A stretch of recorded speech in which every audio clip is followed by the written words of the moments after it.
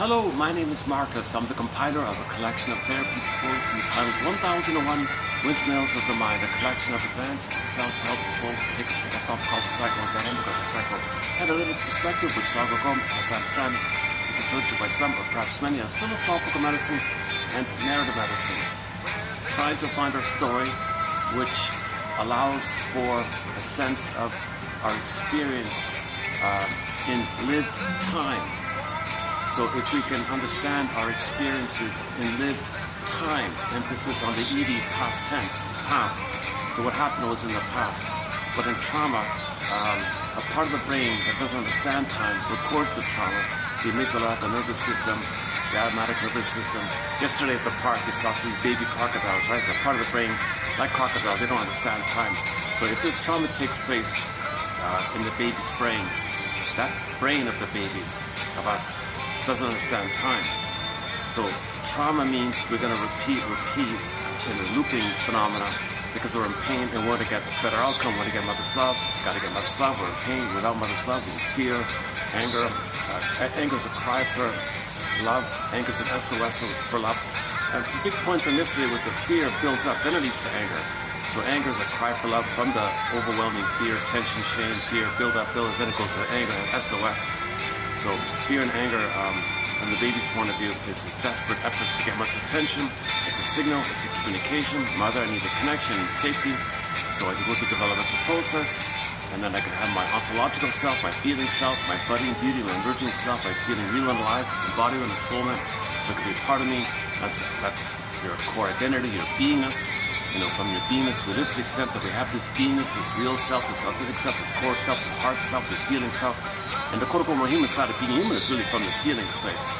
You live in love and you bring heart to the body in relationships. You can make I statements, communicate what's alive in you. Because there's an I, so I feel joy, I feel sad. You need to add an I to feel sad, so you can mourn losses and admit that there's a loss. I admit there was a loss. That was a loss for me. There's an I there, so you can have a natural response with the I. And then, of course, gratitude is basic, because I feel gratitude, there'll be an I there.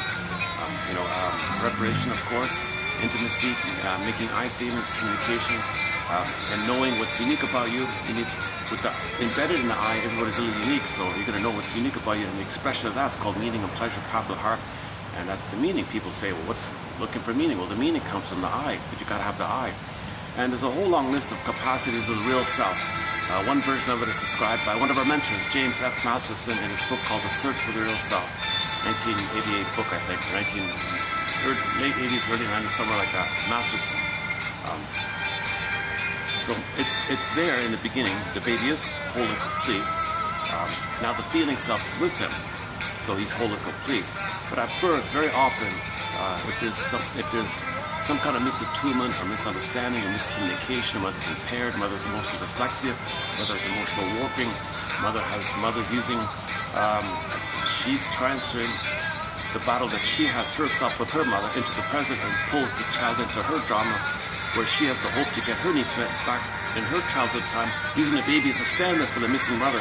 So she's going to parentify the child, says to the child, I made you to find me, mother, if you love me, you'll love me. The child's not going to be seen, but it's not the baby's job to fix the mother, love the mother, and be a mother for the mother, but the mother unconsciously has the need for mother's love to turn to the baby. If the baby's pulled into the mother's job, of course the child's overwhelmed. Of course there's these flooded with stress and all this. The stress is tension, fear, stress response, fighting, okay? The freeze response.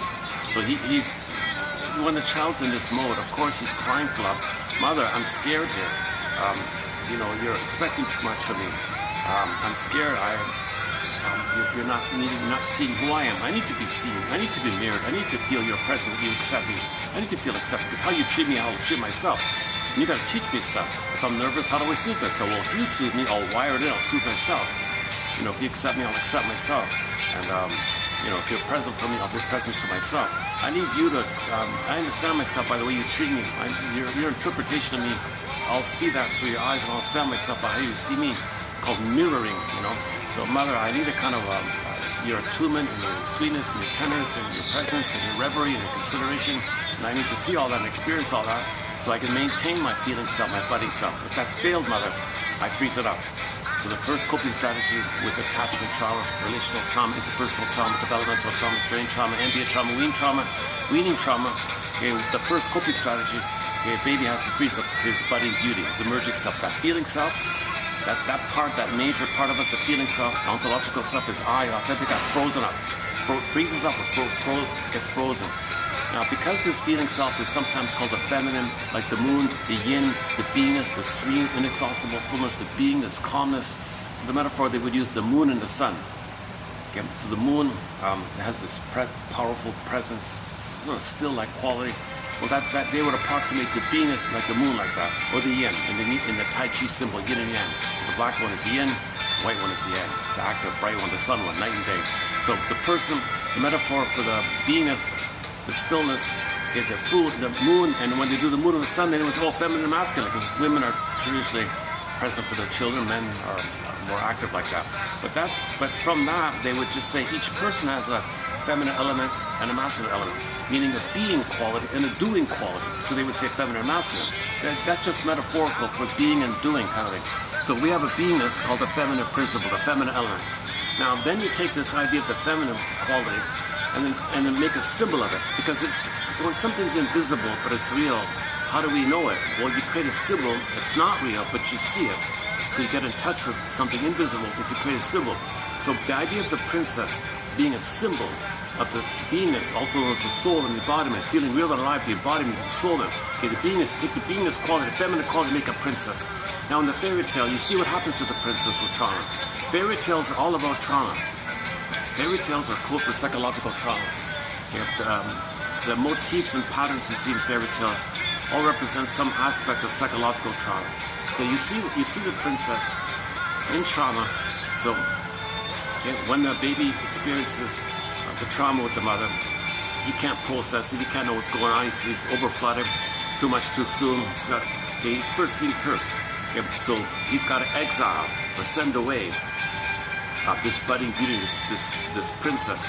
So it's as if the child says to his own soul inside, which is a princess, the baby says to the princess inside, princess, please morph into a bird and fly away. Go, take off. I can't protect you. I can't guard you. Mother's too dangerous. It's not safe here. I want to protect you. Please go away. Fly away. Okay, so in the fairy tale, the princess might morph into a bird and fly away, a swan, or a fox, or a deer, run away. And don't tell me where you're going. Go, I know, not with her. Don't tell me where you're going, because mother will know, and you got to go away. Now, the byproduct of this is that when you lose your feeling self, okay, you feel empty, like you feel hollow or something. You feel this chasm feeling. So a variation of the princess being flying away or running away, morphing and running away, a variation of it is she stays in her form as a princess called Mrs. Core, Princess Core. Core, heart of the person, core of the person, soul of the person, the soul, core or heart, same thing. Okay, then you see the chasm image.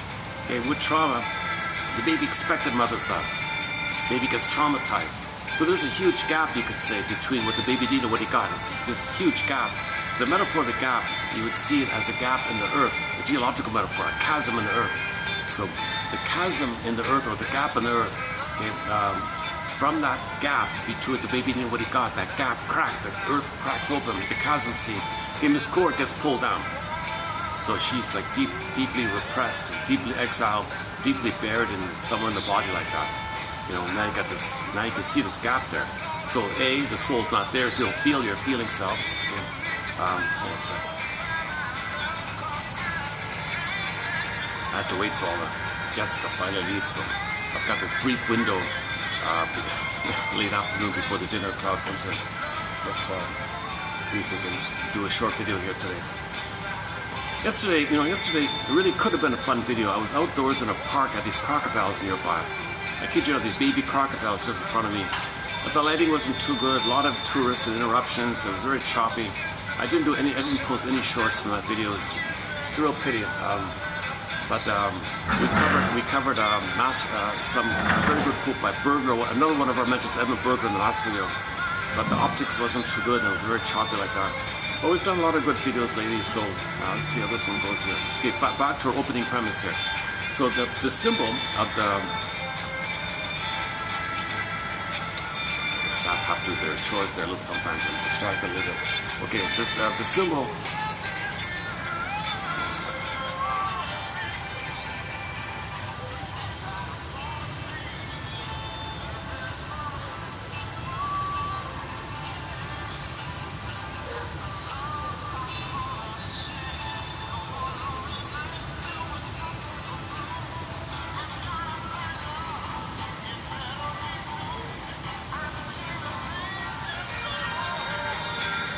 Okay, so this motif of the exiling of the soul can take a variety of forms.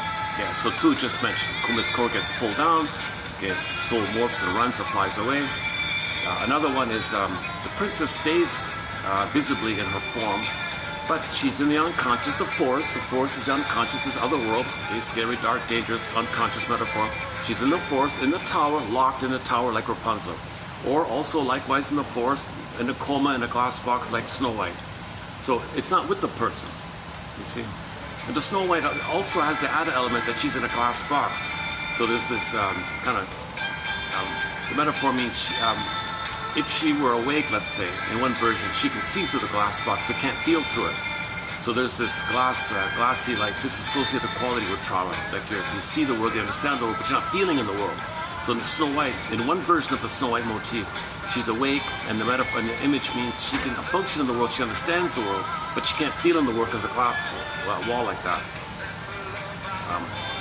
Okay, and then, okay, and sometimes the princess is in the forest, whoa, turns to stone, statue, you know, like Echo turns to a statue. In the Narcissus myth, Echo turns to stone. So that's really dried out like that. So the soul is there, it's not gone. The soul is never totally gone. It's just unalive, or it's morphed into an unalive state.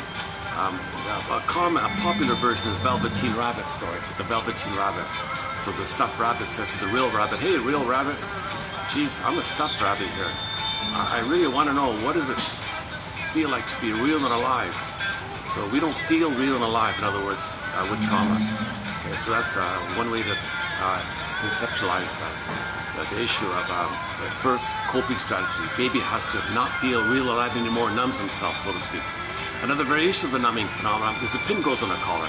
So with trauma, the baby you see a pin in the collar, that means the body, the emotional body goes flat. The jargon is called flat affect. Flat affect goes flat. Whoa. So you're not feeling the hum, and you're not feeling real alive. You feel like a stuffed rabbit kind of thing. Okay, long ago the term for this was athymolexia, no feelings for your words. Nowadays people call it alexithymia, no words for your feelings. One person calls it a dysfunctional feeling system.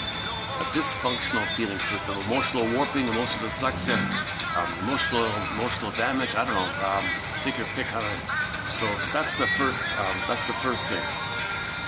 The soul is unavailable to the person. So this frozenness of our budding beauty. See, Snow White's also called the budding beauty, meaning the emerging self for the eye. And everything's suspended, it's frozen. Locked in a tower, in a coma, hidden, flown away, repressed, turned to stone, statue. So that's called arrested development. That phrase, normally in common times, it means this feeling self is stunted in its development. The feelings are frozen, flat affect. So the feeling self doesn't stay with us in our physical development as we grow up and get taller and wider and get bigger. Our feeling self is frozen in its early kind of place. So the feeling self, oh, look at that. Well, that's one of the nicest ads I've seen. It's so, the SkyTrain passes by, and that's a travel ad on a very nice images. Let's see if we get the next one. Usually sometimes there's a horror film in the theaters. They show you these shocking, overly graphic, disturbing kind of images. Kind of surprising like that.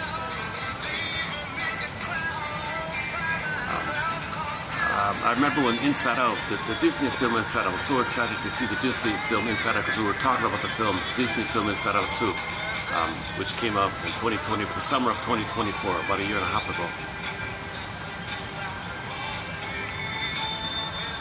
Yeah, so Joy runs the console. let's go backtrack here. Okay, so the first defense mechanism. In other words, what does the child do when mother hurts him? Now, when we say mother failed me, mother betrayed me, mother hurts the baby. Okay, hold the phone here. The greatest hurt of all, mother failed me. What do you mean mother failed you? Well, go back to fairy tale. One of the common motifs in fairy tales is that there is no loving mother. There's a mother, but from the baby's point of view, the mother was loving and good in the uterus. But at birth, the same woman from the baby's perception poops into a monster, a wicked queen. Narcissistic, impaired, bitter, envious, wants to use the baby. So the wicked queen eats the baby's heart, meaning robs the baby's individuality. When the wicked queen wants to gobble up the heart, Snow White's heart, you got to think of it as Masterson describes. You got to think of it as the child's budding beauty, his emerging self, his individuality, his authentic self. That's what the mother can't tolerate, because it triggers that she lost of herself, and she's having a triggered reaction, and she's going to do to the child what happened to her. She'll be reminded of what happened to her. She'll deal with the pain of what happened to her. She robs and removes the source of being triggered, so to speak. So she wants to gobble up the heart, because that part, that's part A. Part B is she has the agenda that she can't, because she can't see the needs of the child, because it's too painful for her to be triggered up of what happened to her when she had needs once upon a time. She still has the hope to get mother's love. So she wants to use the baby. So she says to the baby, you cannot have needs. You cannot be yourself. You can't individuate. You can't self-activate. You can't have needs, and you can't have feelings. So if you have needs and feelings, gobble up. So then that's eating the heart idea. Okay. It's not a physical thing she's doing. It's a metaphor for this, what we're talking about here. Okay. Now, related to it is her angry thoughts. That's the poison comb, all the toxic thoughts. The comb idea, comb, hair thoughts. Barbara Bly takes the comb as the hair and the thoughts like that. The poison apple, if she is feeding, the cortisol and the stress go in the milk. Okay, nipple, round apple, poison apple idea. And the rough handling, when the mother handles the baby, she's maybe in an angry mood with her angry thoughts. And the baby, so the nightmare is the tight laces, the rough handling, like this. So the baby's being really brutalized, rough handled, and mother's angry and bitter like that. So she's angry at what happened to her, and in her anger, she wants to control and demand the baby, thinking the baby's her mother. Okay, the mother's operating from an unconscious need to get mother's love. So she's going to treat the baby as if she's in the nursery back looking for the breast. Because when the mother herself was a baby, she wished she could have, in her anger, controlled the breast. But she couldn't. No baby can control the mother like that. But she's still in a suspended, timeless, arrested development, stunted development arrested. When you have trauma and you're frozen like that, you have the unconscious hope for the fulfillment of old unfulfilled needs. So the woman grows up, says, I'm going to have a baby. Baby, I made you to find me. Baby, when I was a baby, my mother wasn't there for me, so I couldn't find myself. So I made you, so I'll use you as a symbiotic object, a self object, a breast object for me, so I can find myself. I made you to find me. In order to do that, okay, to that end, she has to crush the baby's individuality, budding beauty. Okay, again, the heart idea, okay, and the other ones. Okay. And then in that state where the child sacrifices his budding beauty, okay, that means the child's traumatized. The more the baby's traumatized, the more the baby needs the mother. Oh, you need me so much. Good, that's my setup. Now, if you're dependent on me so much, now I have all the power, now I can control you.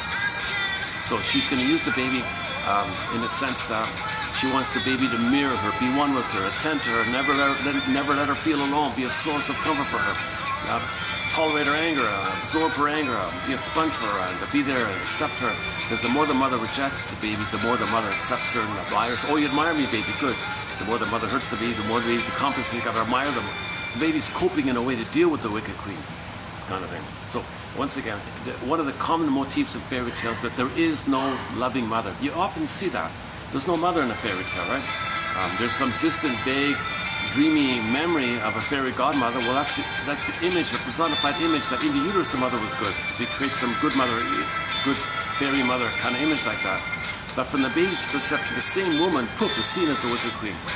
It's the same woman, but the baby has a split. Good breast, bad breast. Good mother, bad mother. That baby has to organize what's happening to him. That's called psyche splitting. It's a defense mechanism, an operation of the mind to make order out of this chaos. Oh, good mother, bad mother. He's trying to organize the pain like that. So that's psychic splitting. So again, myths and fairy tales are code for psychological trauma. Oh, it just started raining.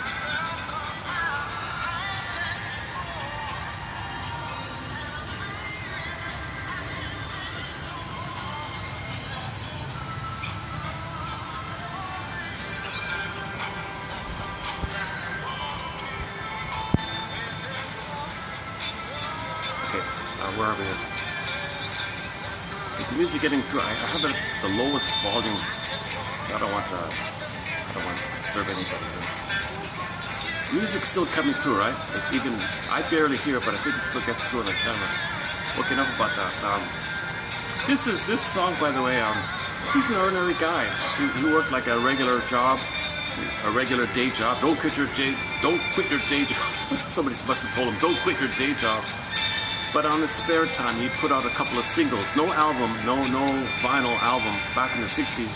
He put out a sprinkling of singles in the 60s and 70s.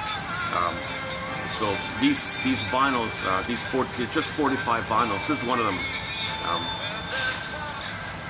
So I heard his story from one of his bandmates about it.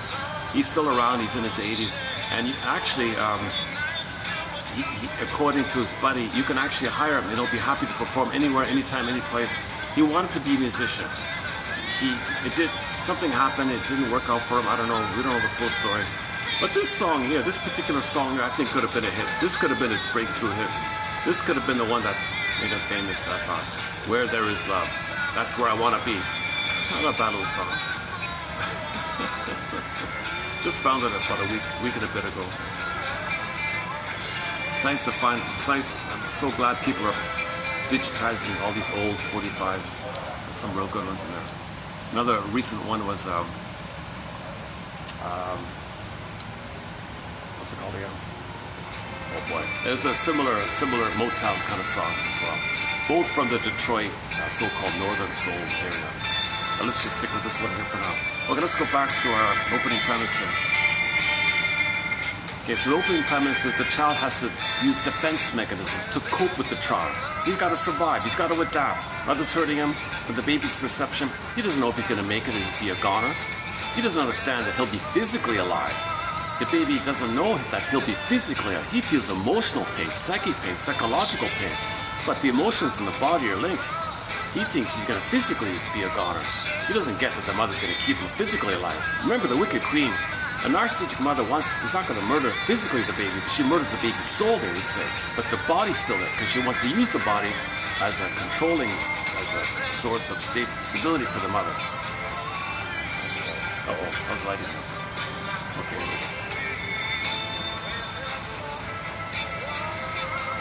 All these ads, okay, that's not too bad. Some kind of watch ads.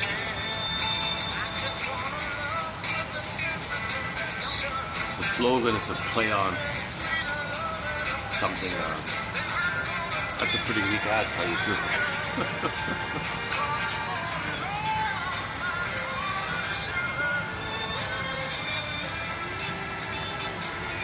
It's funny about ads. I was just thinking this morning. I noticed Steve Merriman's book called Duck Soup for the Soul, because he wanted to maybe update the Chicken Soup for the Soul series. He thought his stuff is better, and he's right, his stuff is better. Steve Merriman's books are better than the Chicken Soup stuff. So he updated it, called Duck Soup for the Soul. And I thought, well, yeah, it's better, but can we do something even better? What about these quotes here? So what would be like an analytic soup, like a powerful soup? And I'm reminded of dragon tea. So I was thinking maybe dragon tea for the soul. So these 10,000 quotes, maybe I'm going to experiment here. First time mentioning this. Maybe an alternative title for 1001 Windmills of the Mind might be question mark. Maybe could it be? How would it be if an alternative title for this collection would be Dragon Tea for the Soul? Dragon tea is an amazing tea. That tea you can't get anymore. I think it's barely costs a fortune. I briefly back in the 90s had a chance to sample this tea. Oh my God, you don't feel the caffeine effects, but you feel invigorated and fresh. But whoa, what is this? It was medicinal. It was very medicinal tea. I never thought of tea being like medicinal, like pure green tea, like really the finest quality, rare green tea. It's called Longjing. Longjin or Longjing, one of those two. Long is dragon, right? Long tea. Dragon tea. Longjin. It's either Longjin, L-O-N-G, like long, but it's long, I think. It's spelled like long, but it's pronounced long. And then the jin part, it's either J-I-N or J-I-N-G. One of those two. And that word, the second part, the jin or the jing, is tea, right? So it's either Long Jin or Long Jing, one of those two. I'll look it up later. And that's the name of the tea. It's a very rare, fine green tea. It's got like a long, thin, very long, sort of very thin kind of leaves. Man, oh man, that's incredible stuff. I looked for it later on. I forget it. You can't buy it. It's impossible. If someone offers to sell it to you, it's fake. You won't find that. I don't think. This is back in the 90s or something. But man, oh man, I remember that. All my life, I've remembered that tea. I felt my whole body was cleansed and invigorated and alive, and there was no caffeine. It wasn't a stimulant. It was like a cleansing, and you felt fresh from the things like circulating. Things were circulating normally. Whoa, this is what health is like? It was like a health thing. It was like a health product or something. The ultimate health product. The super tea, I don't know what you want to call it. So I was just thinking today, maybe dragon tea for the soul. Well, in the meantime, it's still 1001 Minutes of Mind. I'm just reminded of Steve Behrman's book called Duck Soup for the Soul. I never really liked that title, but then I realized, yeah, well, maybe he's updating from the Chicken Soup series. That frivolous, trite, too vague, erroneous, trivial, usually wrong. Most of that stuff's even wrong. Another ad here. Oh, that's okay. That's a kid's fantasy film, some kind of new film. Okay.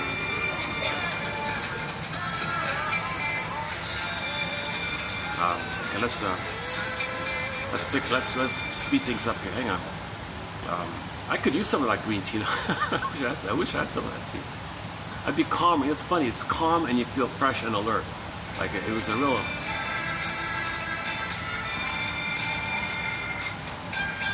Forget caffeine. Like you would never want caffeine. Like I could never go back to coffee or whatever. I just stick to chocolate now, decaf or something. Okay, never mind about this topic here.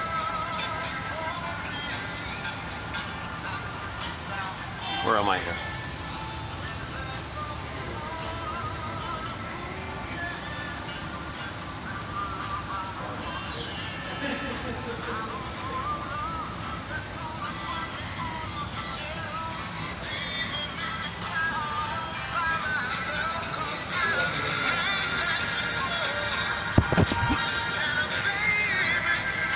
So let's just open up with the first defense mechanism. Once again, defense mechanisms are operations of the mind, maneuvers of the mind, maybe tricks of the mind, some kind of jujitsu of the mind, I don't know, kung fu of the mind. The baby's got to do twisting around things to push the pain away, to bury the pain, to deny the pain, to repress the pain, to disassociate pain.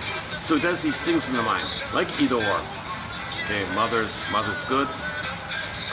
What's this? Mother's now. What's this? Oh, this can't be my good mother. I don't understand how my mother could be good and at the same moment can be so horrifying. It's got to be two different entities, psychic splitting, and you keep it separate like that. So that's psychic splitting. That's another core defense, right? Uh-oh. Is there a group beside me here? There's a little group beside me here. They're going to get noisy, right? Let me, okay, I've got a backup plan. Let me, give me a minute. I'm going to move it over to the other space over there. Once these guys start drinking, they're going to get pretty loud, right? Give me 3 or 4 minutes. Fast forward this video 3 minutes.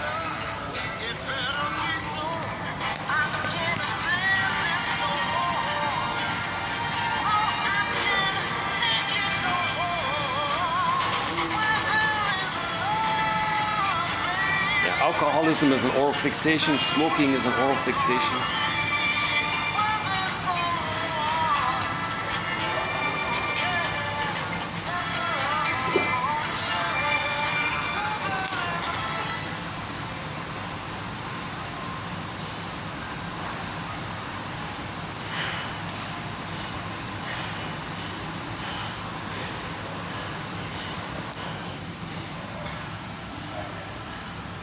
Uh-oh, still recording? Okay, good. Let me take my cup.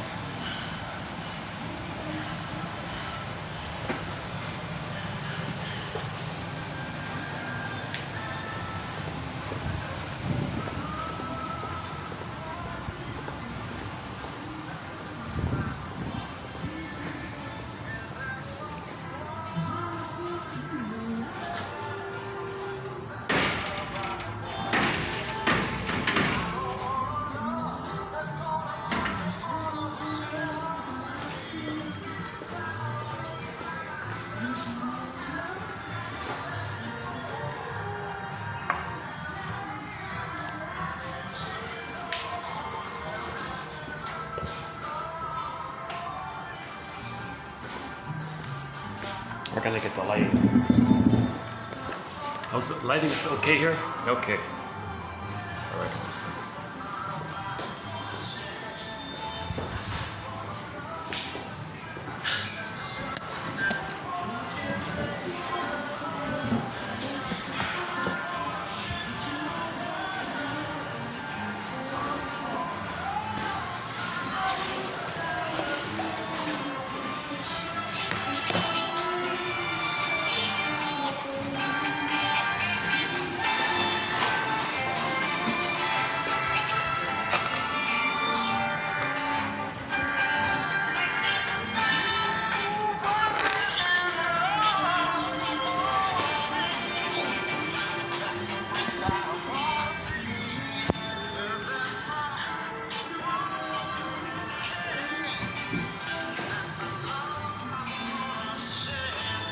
A lot of this music above me is copyrighted, so hopefully this song here will confuse it, so I won't get all these copyright issues. Okay, let's keep going here. So the first defense mechanism, right? Baby's got to adapt. He's got to survive. So the phrase itself implies survival. Defense. I got to protect myself. Protect myself from the wicked queen mother, from the baby's perception. The mother's a wicked queen. It doesn't have to be the wicked queen. This motif can take hundreds of forms. It could be the guy with the horns, sea monster, Medusa, Minotaur, Ari, Man, Bila, all these kind of devilish kind of characters. These symbols are a condensation of the baby's rage, mainly. You take the baby's rage to live in love, which is a cry for love. Rage is a cry for love, but when it rebounds back, the LIV reverses EVIL destructive now because it's hitting himself. So this sizzling to a visual, okay, the baby's mentation is pre-verbal, pre-linguistic, visual. So you take the baby's rage that's now going to attack him. It's considered hurtful like that. So that's why you have these images, okay, poof, okay, monsters of the id monsters. Okay, so you got a scary entity that stands for the baby's anger, which is a cry for love, but it's destructive because he's desperate. He's pleading, wants to control, he's voracious, oral greed, oral rage, he's desperate. Mother, come on. So he wants to control it like that. But it now goes back in on himself. Now it's hurting himself. So now he's got a monster attacking him. Monsters of the id monsters. What's the id? Elementary, basically unconscious. Once again, I go to the 1956 film Forbidden Planet. Oh my God, the 50s was a great time for psychoanalysis. In this video here, I want to do I just found a book yesterday, and I mainly read it this morning, parts of it, from 1955, a very good book. I found it through Mr. Overstreet, an author we talked about recently. He did the foreword to this lady's book, and she talked about, it's a short, thin volume on prejudice. And I didn't realize that back in the 50s, this was a best-selling book. Maybe it had a lot of influence, I'm not sure. But it's well written, it's very clear. So I want to post, I want to do a preview of some of the main points that I found this morning. So stay tuned, we'll have more on prejudice. Okay. Also from Overstreet, finding another author. You tend to be down on what you're not up on. Okay. So that's an important point about that. So let's put that aside for a minute. Okay, so defense mechanisms. The baby's in defensive mode. He's got to protect himself, defense mechanism. And the mechanism to defend himself from the mother, from his own anger, he's got to protect himself from his own anger, which was just simply a cry for love, a rage for love, a signal for love, a fury for love. But mother blocked him. At some point it turns in on himself. Now it's destructive because he's attacking himself, trying to persuade or control the mother, but he's attacking himself in anger mode. Doesn't make sense. It's so destructive like that. So he's got to protect himself from his own anger, from his own monster, his own anger, his own monster attacking him. He's got to protect himself from himself. Please, how does the song go again? Please protect me from myself, sings the band Delirium in the song Self-Saboteur. So now he's sabotaging himself in a sense, right? And he's got to protect himself from the memory of the mother hurting him and the response of his anger into that hitting himself. He's got like a double thing going on. So you fuse the mother and his rage, put it up, shake it up, poof it up into an image, poof. You get one of these monster characters. In the Twilight Zone, the scriptwriter had a list images from folklore and literature on the various versions or variations of this monster. Okay, so they used the typical Minotaur one, right? The guy with the horns, called the Howling Man. So you got this Howling Man character, this devilish character, this devil, Satan, whatever, right? E-V-I-L, right? L-I-V-E, reverse E-V-I-L, okay, some character. It's not real, it's just a personification image that's code for something invisible that's real.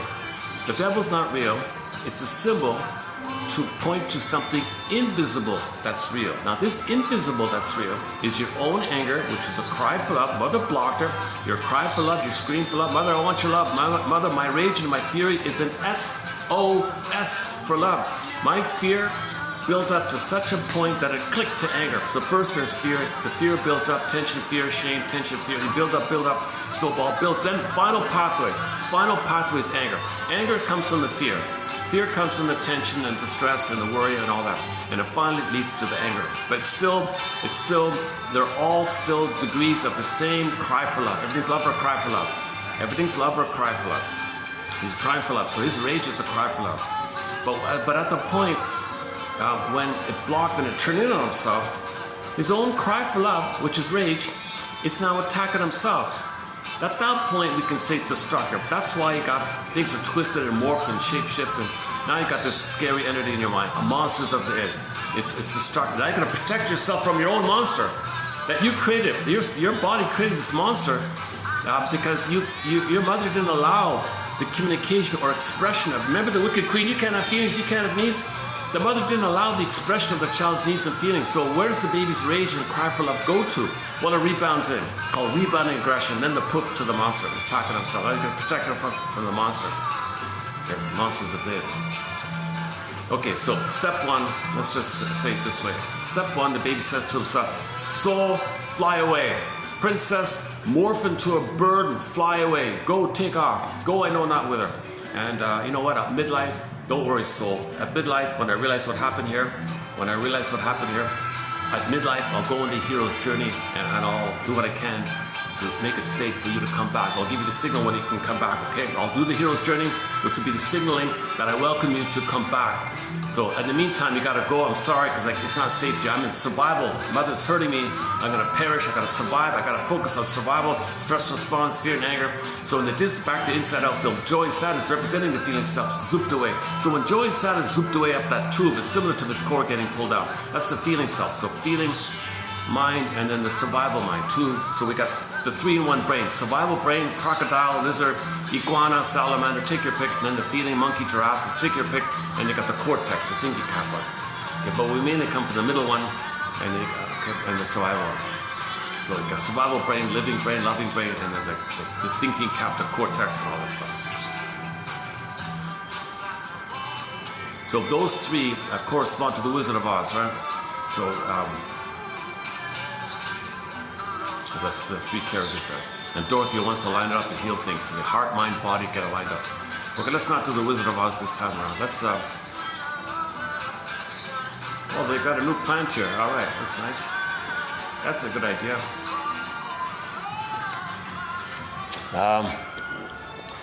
They got a new coffee machine, and now they gave it a nice new plant with it.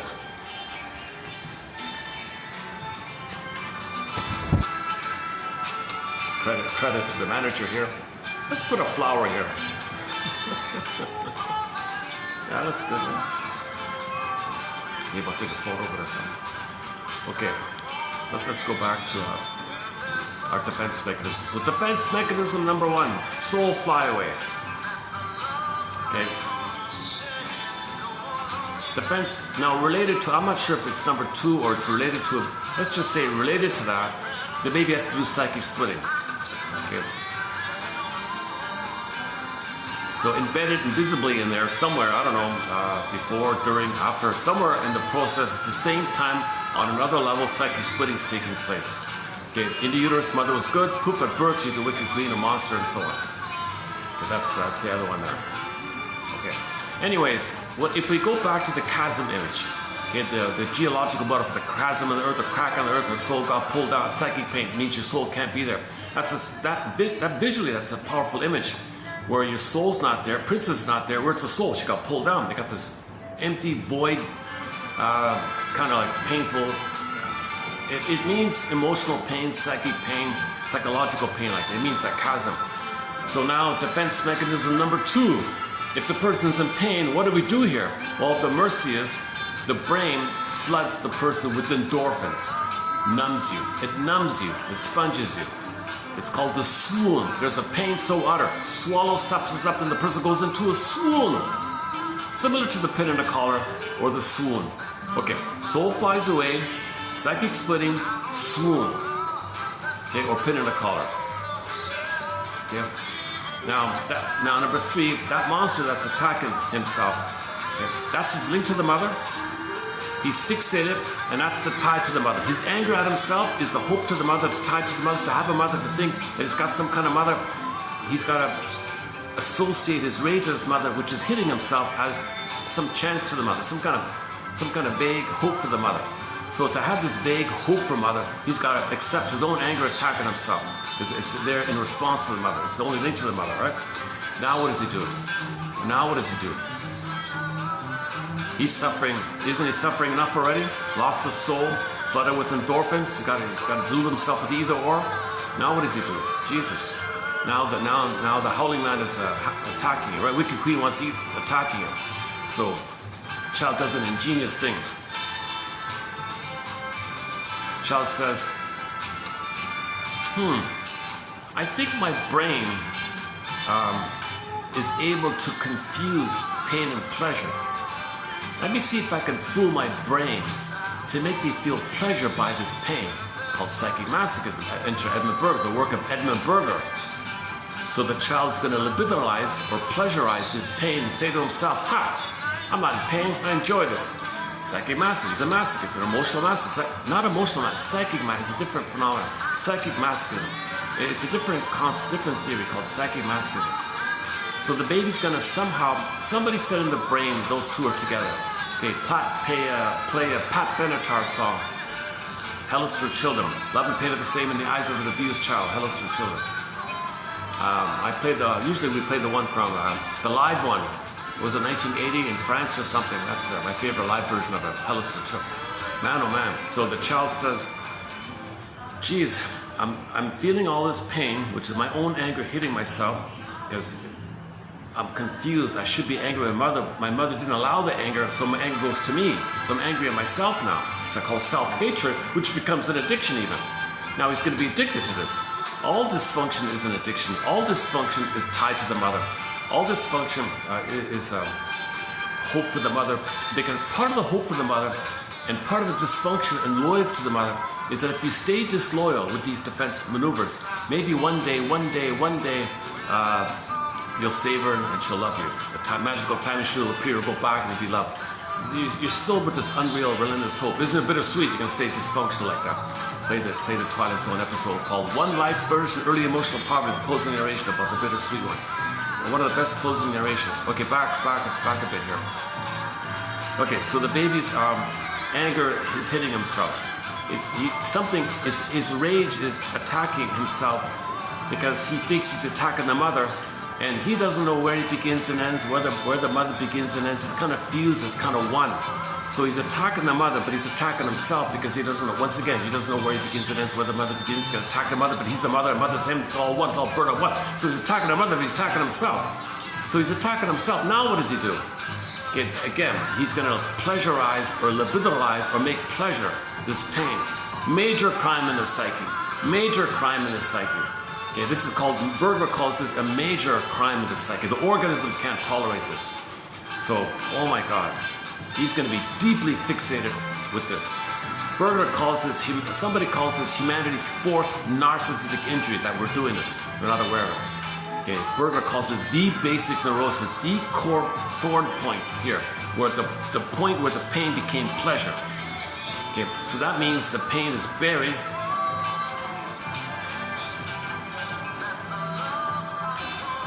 Okay, the pleasure idea seems to be the baby wants to preserve A, his identity of infantile megalomania, and B, the hope for mother.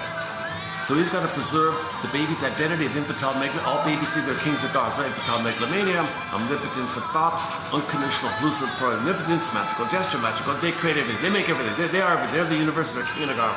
They got to preserve that identity called infantile megalomania, called primary narcissism. It's all about them. Centrity. They make everything. They're the center. It's all about them. That kind of. So they got to preserve this identity. Number two, they got to have the hope for mother. So you got two parts there: identity and the need for mother, self and other. Okay. Because so. Oh, I'm gonna sit here. Hold on a second. Let me keep talking. Maybe they'll find a spot here. Hold on a second. Okay. If I pause, they might just sit right. If they sit there. Oh, maybe they can't. The door's closed. Maybe they can't hear me. It's okay. All right, let's keep going here. Things are busier on Fridays, right? Today's Friday, right? I almost went back to the park. It was getting too late. It's way at the other end of town. That was a fun little outing yesterday. If you want to see some crocodiles, check out yesterday's video. The visual wasn't good. My delivery wasn't the greatest. I was tired. There was a lot of interruptions. But it was a fun day. I was thinking I was a beautiful park. One of the nicest parks. It's right in the opposite end of town from where I am here. Nice little park. A lot of old trees, like old hardwood trees that I've never seen before. And, a lot of nice trees, and they got a lot of stray cats and alligators, crows. That's kind of nice.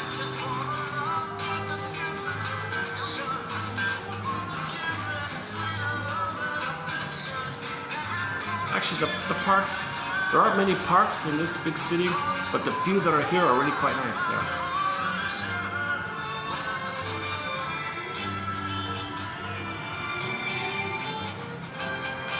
Oh, there's the ad. Okay, on that SkyTrain. Let me try it out here. Dragon tea for the soul. Would that work? Would people be curious about that? Dragon tea for the soul? Or is that a worn out idea? Like chicken soup for the soul? Or is that a worn out idea? I'm sure a lot of people have picked up on the triteness of that series.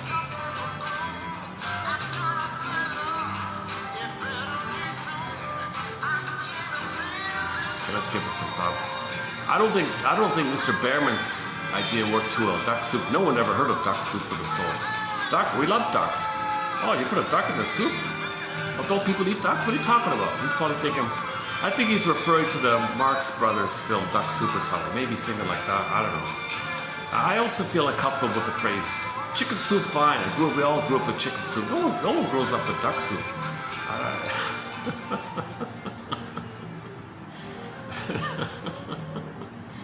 Maybe we need minestrone soup for the soul. I don't know. Minestrone soup for the soul. I don't know. Vegetable soup for the soul.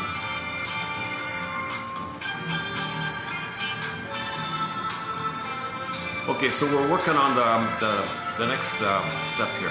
Okay, soul flies away, pin in a collar, psychic splitting, okay, rebounding aggression, pleasurized. He's going to pleasurize it to deal with it somehow. Now this pleasurizing phenomenon has like a split phenomenon. The pain of it is going to be buried further. So now he's got pain, a cranking pain. He's fixated at the rejection. The mother rejected you, there's pain, there's gonna constant pain. Again, crocodile brain says pain. Mother hurt you, timeless pain, timeless rejection, timeless pain. Now you got this cranking of timeless pain, infinite, permanent, eternal pain, right?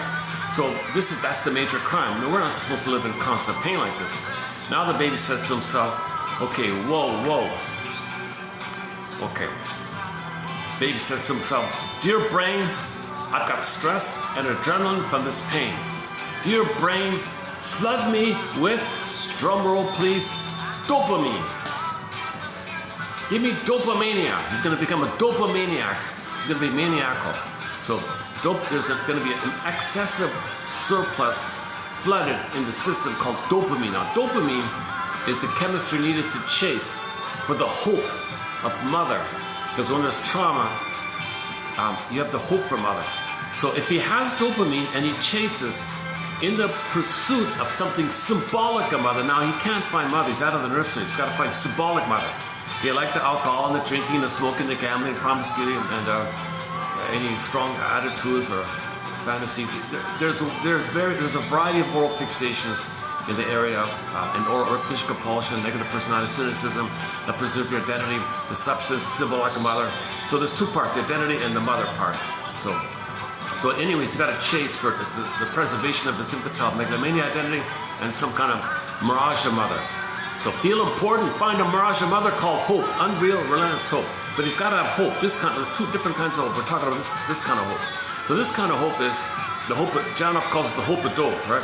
Because when you chase for some kind of hope or symbol about it, enter Alpert and Paul's work, a book called Narcissus in Wonderland. At this point, when you chase for symbolic mother, remember, when you don't have mother, you got to find symbolic mother as a hope for mother, but it's a trick.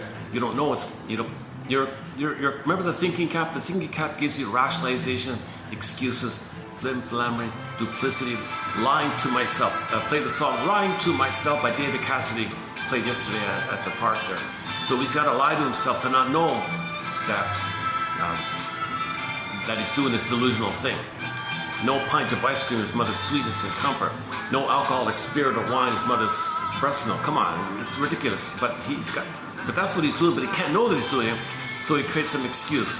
Oh, what's wrong with that fruit wine? It's on sale, organic. Well, nothing wrong with it. Everybody drinks it. You make excuses. Oh, social, I gotta get along, come in reality here. Gotta fit in. So you make excuses let's just cloak, camouflage, cover, to make him feel it's okay. To cover, to rationalize that what he's doing is ridiculous, but he's got to do it to have the hope. The hope has a triggering phenomenon. The thing you're chasing for, the dopamine for the chase, the thing you're chasing for is an illusion of some mother, okay, via unconscious association, sweetness, comfort, fluid, stability, okay, or something, some quality of mother. You take the adjective of the placenta, you take the adjective of the breast, and you take all those adjectives and associate things with those adjectives. Like advertising will do. Buy this washing machine. It's stable, durable, reliable. You can always count it. Well, the breast is supposed to be, the mother's supposed to be stable, durable, reliable. You can always count it, and so on down the line. Okay, this sweet, comforting, loves you, sweetness, juice, similar idea. So you look for association. Casino. Oh, you gotta put your hope in. You win. Get all the winning. Mother's favor. Mother's winning. Money's mother. So you look for money. You're gambling or something. So these are hopes. These are hopes. Okay. So when you're in the hope mode, okay, for symbols of mother, usually money's a common main one there, and the power is for your identity, and the money's for mother. So in your pursuit, you feel important. When you run to the beer store, I'm important. I'm going to do this. I'm going to take charge here. When you're at the casino, I'm going to fight back with the refusing breast. So the casino or whatever is the refusing breast, the refusing mother, the cold and rejecting mother. But you're going to fight back. You're going to say abracadabra, magic words, and you're going to win this time. So now you're playing. You feel like you got like a second chance. You level the playing field a little bit, you think, but you're going to feel important. I'm going to win. I'm going to defeat the pain. You're going to repeat the pain. So in the pursuit mode, you feel dopamine for the chase, the promise of mother, the hope for the mother. For a moment, it has a blipping, triggering phenomenon called ATM, addictive trigger mechanism. So the pursuit of the beer or whatever, drink whatever, cigarette whatever, okay, or the thing you buy, the shopping you buy, whatever, or even it can be behavior and substances and activities and beliefs. It could be beliefs, substances, and activities that are all compulsive and addictive and stubborn, something like that. So anyway, when you're in that kind of mode, Alpert and Paul say that one of those three functions as an addictive trigger mechanism, because what it does is it temporarily, in your fantasy, gives you the fantasy that you have the breast. You don't have the breast, but you trigger that you had the breast. Now wait a minute, when did the baby have the breast? Maybe never. So he triggers the fusion with the oneness. So if you could trigger in the good old days when you were one with the mother, even if it was just in the uterus, okay, when the baby was fused in a blissful heaven, Shambhala, Shangri-La, Nirvana, Avalon, Paradise, oceanic feeling, oceanic bliss, union, mystica, oceanic ecstasy, one guy called it, okay, delirious euphoria, honeymoon, bliss, floating, happy, he's a happy camper. So if you could trigger the good old days, if you can fantasize the memory of that past and blip up the memories of that past, the chemistry will come from it. You can get some positive chemistry of oxytocin and serotonin, and when you get oxytocin and serotonin, you feel safe and loved. Now, if you feel safe and loved by the chemistry of love, the chemistry of safety, oxytocin, serotonin, when you blip that up, the pain you're feeling, the stress and adrenaline, the pain pushes back, because if you feel safe, you don't need to stress and worry. You feel safe and loved. When you feel safe and loved, you pain. Okay? Enter an important point here. In trauma, the set points in the brain of oxytocin and serotonin are too low. They go way too low. And the set point of cortisol and adrenaline are way too high, and dopamine is way too high. Janoff's take on repetition compulsion, you repeat the thing with the mother of the past to hoping to correct the set points. You're repeating to correct the set points, but you're only in chase mode. You can't go back in a time machine and get the proper love, which would give you the proper set points. So, but you hope to get the proper set points. It never works. And the second added point is when you're in chase mode and you do get something, you have ennui. It doesn't work because you don't have the oxytocin for the love if it's a person. You don't have the serotonin for the pleasure if it's a thing. So you don't enjoy it and you don't love. So you only got chase. So you get something to blip up the positive chemistry to push back the pain. Pain comes up, chase. You got to chase. When you get something, that doesn't correct the set points. Pain comes up, chase. So you get something. It's just a blipping phenomenon, like a triggering phenomenon, addictive trigger mechanism through the ersatz self-object. It triggers the positive chemistry, which pushes back the painful chemistry. But the pump is still cranky. The trauma is still there. Unresolved trauma, unfinished, still going on. She calls it like a pump. So the pain comes up. The stress, remember the set points are too high. It's too high. You push it down, but it's too high. This Lemke's teeter-totter metaphor, I don't really go for her teeter-totter seesaw thing. I find it too jarring. It doesn't fit too well. I'm gonna skip her metaphor. Nice try for me, but I can't go with her. I can't go along with her teeter-totter metaphor with the gremlins, and it's too jarring. It's too much of a gymnastic to go along with. I don't know what she's thinking that makes her feel it's a good metaphor. I don't get it. I mean, I get it, but I don't like it. Put it that way. So I'm gonna put that aside.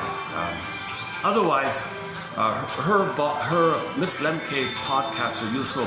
I don't recommend her book Dopamine Nation. There's a very dark thread running throughout that whole book. It's a disturbing topic she keeps talking about. She's obsessed about some disturbing thing in there, and oh my God, there seems to be another agenda going on with her there. Otherwise, she's knowledgeable and shares a lot of information and surveys and studies. But I prefer Professor Lemke's, Professor Previk's book called The Dopaminergic Mind. And the other one's okay, called Molecule More. That book called The Molecule More, by the way, a footnote here, when that book got translated by a Romanian publishing company, and they translated it into the Romanian language for the Romanian public, the publisher, the chief editor said, I don't like this title, The Dopamine of More, The Dopamine of Chase, The Dopamine of Anticipation, Motivation. I don't like that. So he called it, let's just call it Dopamania. I love it, Dopamania. Dopamania. Mania, manic, man. Because the mania is defense against depression. Because if you're not manic, you feel depression. I don't want to feel depression, the sadness, I want the pain, I want to feel manic. Because in the mania, you get the hope which pushes back the pain. But they got to be mania all the time. So once again, you get something, you can't enjoy it.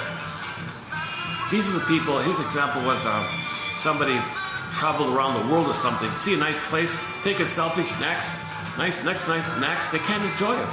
Because if you're in a place, why don't you relax and enjoy it? I can't enjoy it. I don't have the serotonin for joy.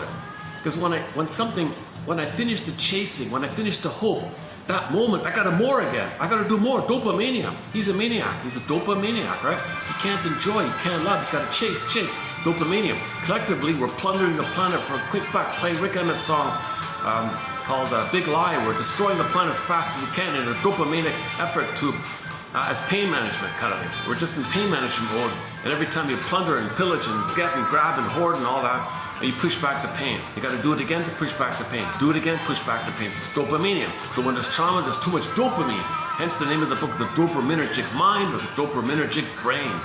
There's a natural dopamine, but there's a disturbance in the dopamine. The set points of dopamine are way too high in correspondence to the way too high levels of cortisol and adrenaline. It's the fear and the anger like that. And it can be, Loa says, look at your body. If the body's hypertension, too much muscular tension, the armor, stiff shoulders, everything's tight, walk like a stick board. This is frozen fear, frozen anger. Like that. Even the body can even reflect it sometimes. Sometimes there's a parasympathetic version and a sympathetic version. That's a different topic. Okay, we're okay? All right.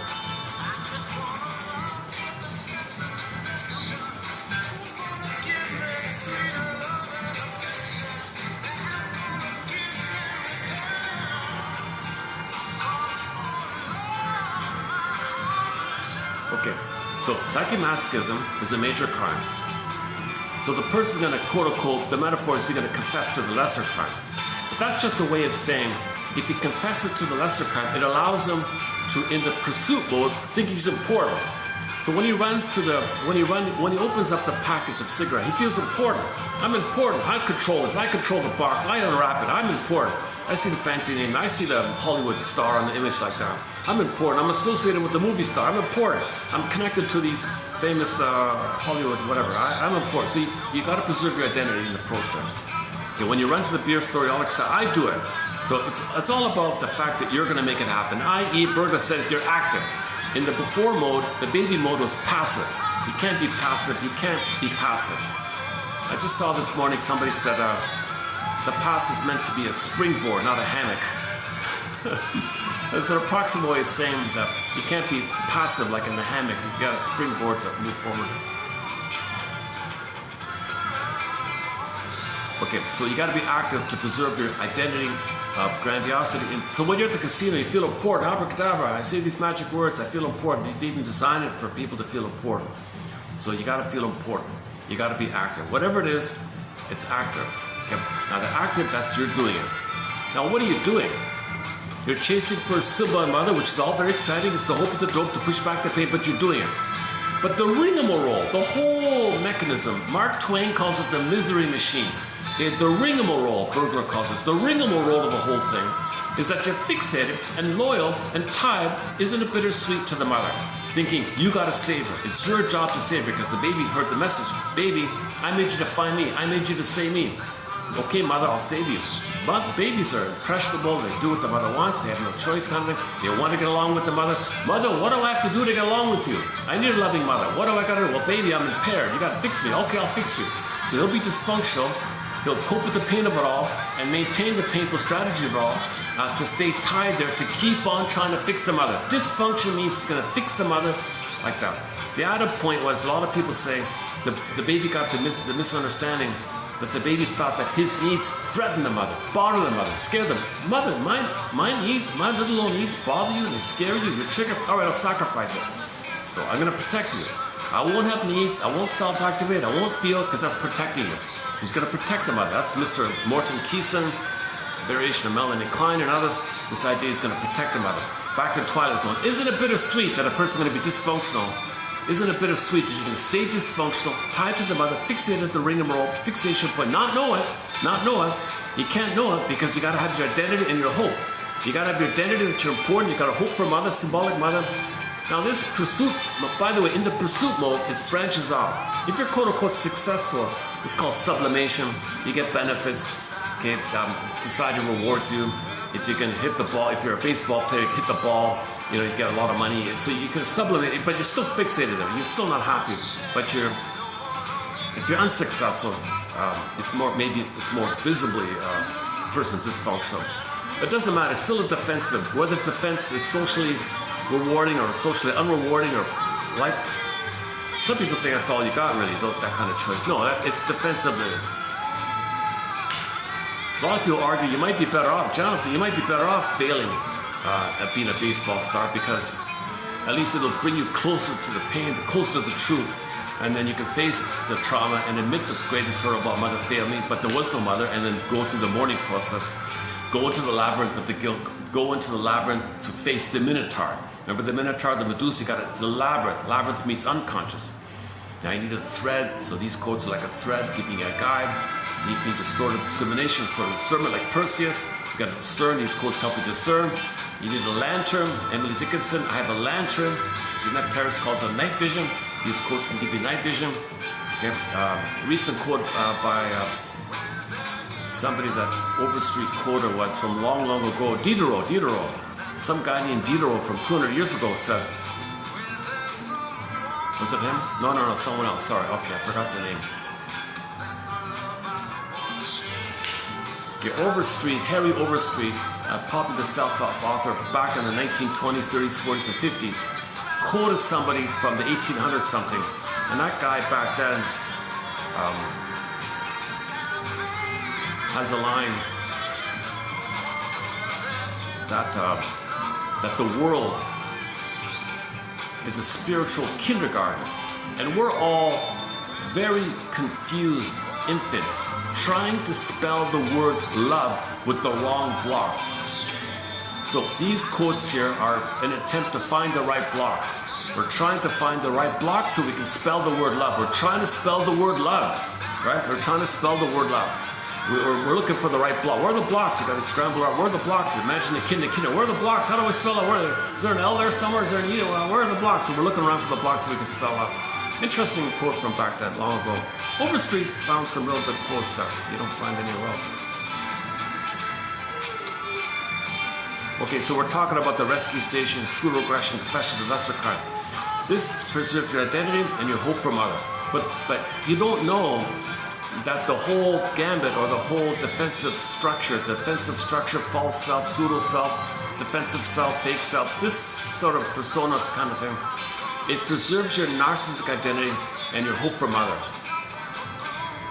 If the trauma is a little later on, it preserves your...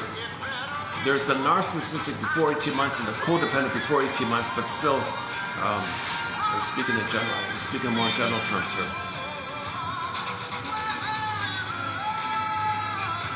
Where there is love, yeah. So where's there love? Where's love? Well, we're looking for the building blocks for love.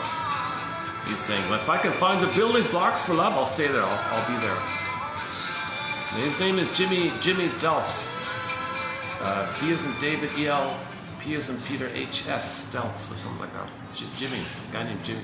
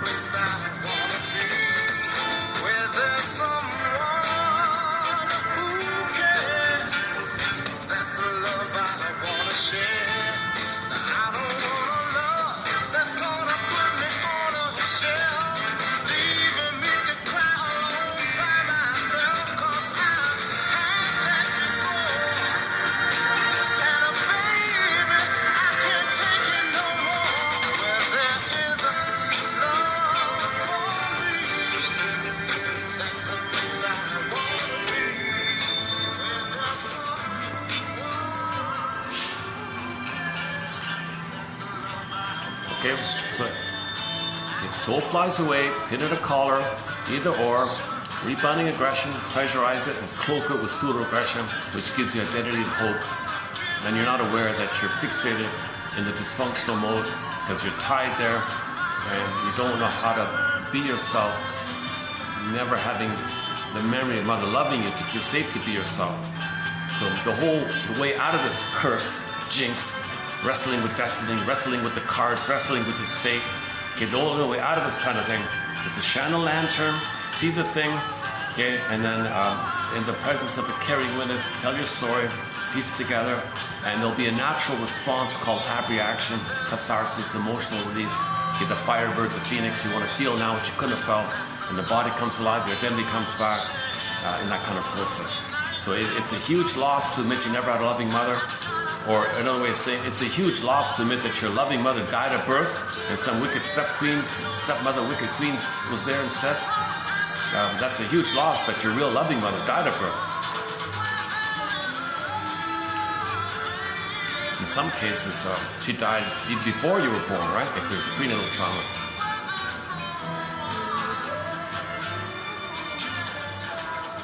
Okay, So in terms of another parallel study is the personality structure that can organize these things. So you got the narcissistic, that's a common one, the various narcissistic personality types, kind of clear like that.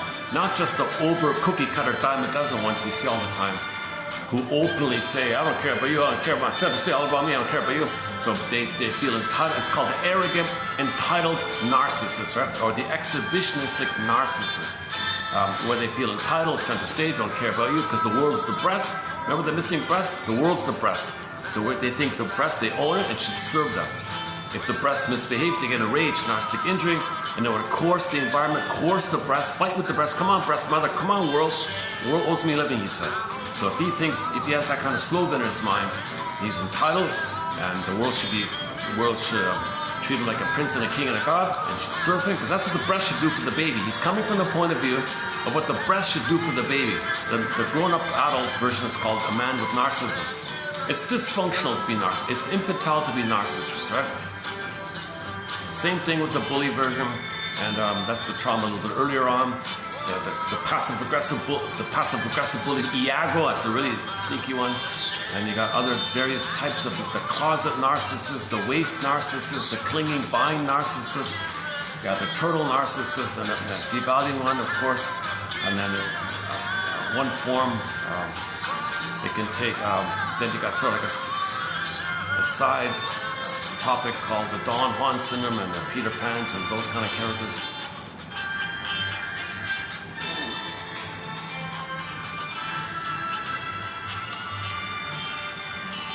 Yeah, maybe on the SkyTrain, if there's a picture of a dragon, and the dragon's drinking tea, dragon tea for the soul. What about that? You got a dragon, he's drinking tea, and it says for the soul. 1001, Buddha's the mind. Okay, it needs work, I gotta find something else.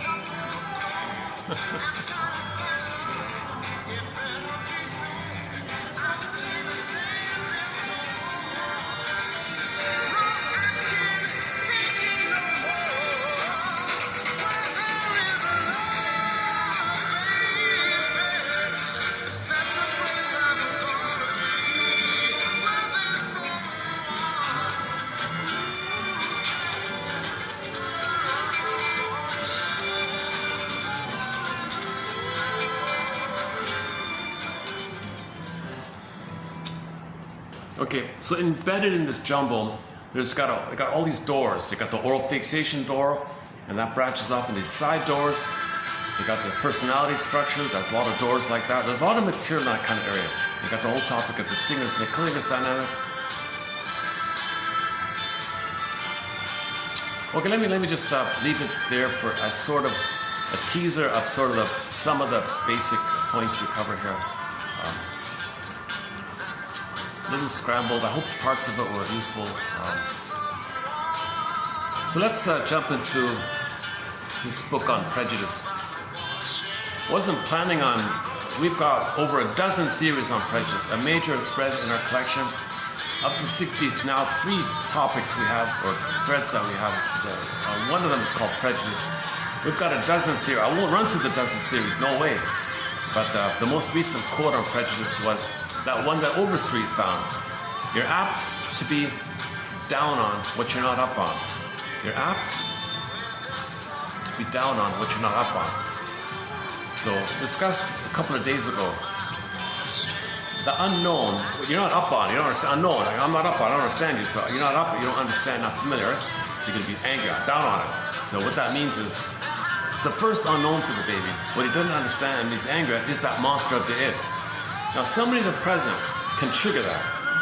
So you meet someone in the present, unfamiliar, I'm not up on it, who's ever the most unfamiliar to you, click, like a bing, bing, bing, bing, Pavlov's bell, right? The Pavlov's dog bell. We're conditioned. We're classic conditioned. If your rage poofed into a monster, you're conditioned. If something in the present resembles that, bing, bing, bing, okay, so there's a triggering phenomenon. Something resembles the past, bing, bing, you're feeling the past. Now you're feeling the monster of the id. So the personal present, you want to externalize it and fight with your mother and and continue to battle with the mother. But who are you fighting, really? You're fighting your own anger. So prejudice is very disturbed. It's really, really whacked. Prejudice is severely whacked.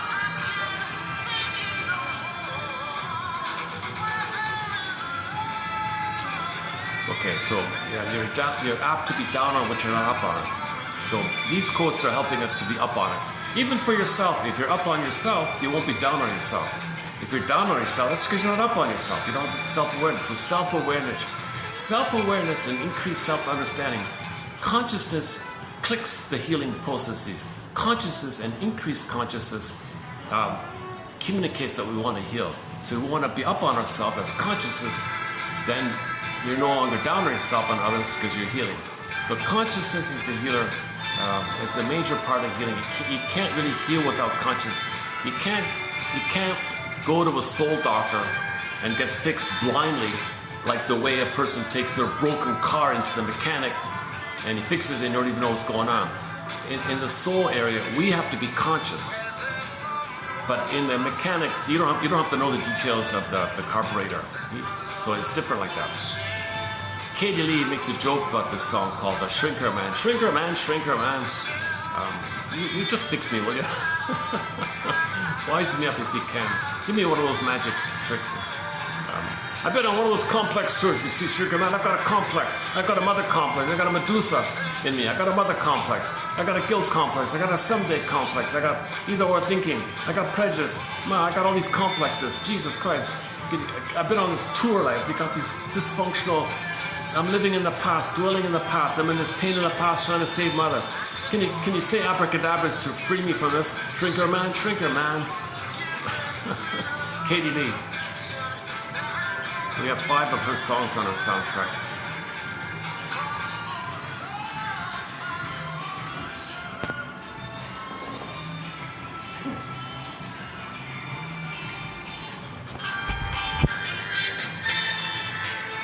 So let's just continue on prejudice here. Let me just stop on the music here. Okay, let's run through this 1955 classic book on prejudice. My goodness, I'm surprised it's not better known. I did a quick search. Apparently there's a signed, the author signed it. There's one copy available with the author's signature on it. It costs like $50 or something. Luckily, there's an online one. So maybe I'll just highlight let me just highlight a few of the ones here. Let's start off with projection.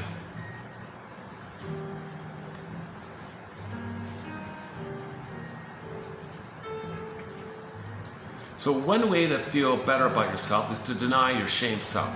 So you see your shame self, your unloved self, your wounded self. You don't want to admit that. You want to feel important. Faustian deal, I'm the mother. So, oh my God. A key coping strategy, a key defense mechanism is called identification with the aggressor. Oh my God. If the trauma is prior to 18 months, and most prejudice is going to come from the trauma prior to 18 months, there's a mechanism known as FLIP, identification with the aggressor. Faustian deal, Faustian bargain, Faustian pact, you become the aggressor. But you got to sell your soul, shame yourself. In order to have the aggressor, that means you feel important if you're the aggressor. You feel active if you're the aggressor, but you got to sell your soul. So if you're going to sell your soul, that's more pain, even more pain upon more pain. Now you got to have the scapegoat.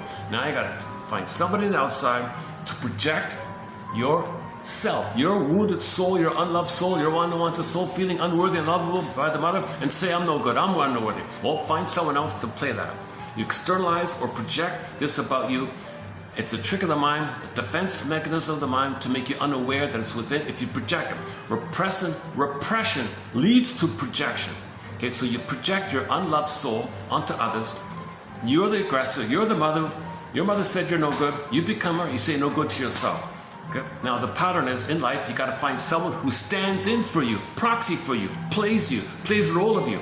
You look for somebody, anybody, it can click the unknown one. If you're the unknown one, can click, they can do it, or just someone unfamiliar, or safe, or wounded, or vulnerable, or trusting, or hurt, or it could be anyone really. Usually they show signs of feelings, or they show wounds, or they show vulnerability, weak. Well, you're that. If somebody in any way shows anything human, basically, it could be anyone really most of the time. You just suddenly say they're no good. You feel important. Remember your identity? I'm important. Mother was important. You're the mother. So you feel important. You got the mother's power.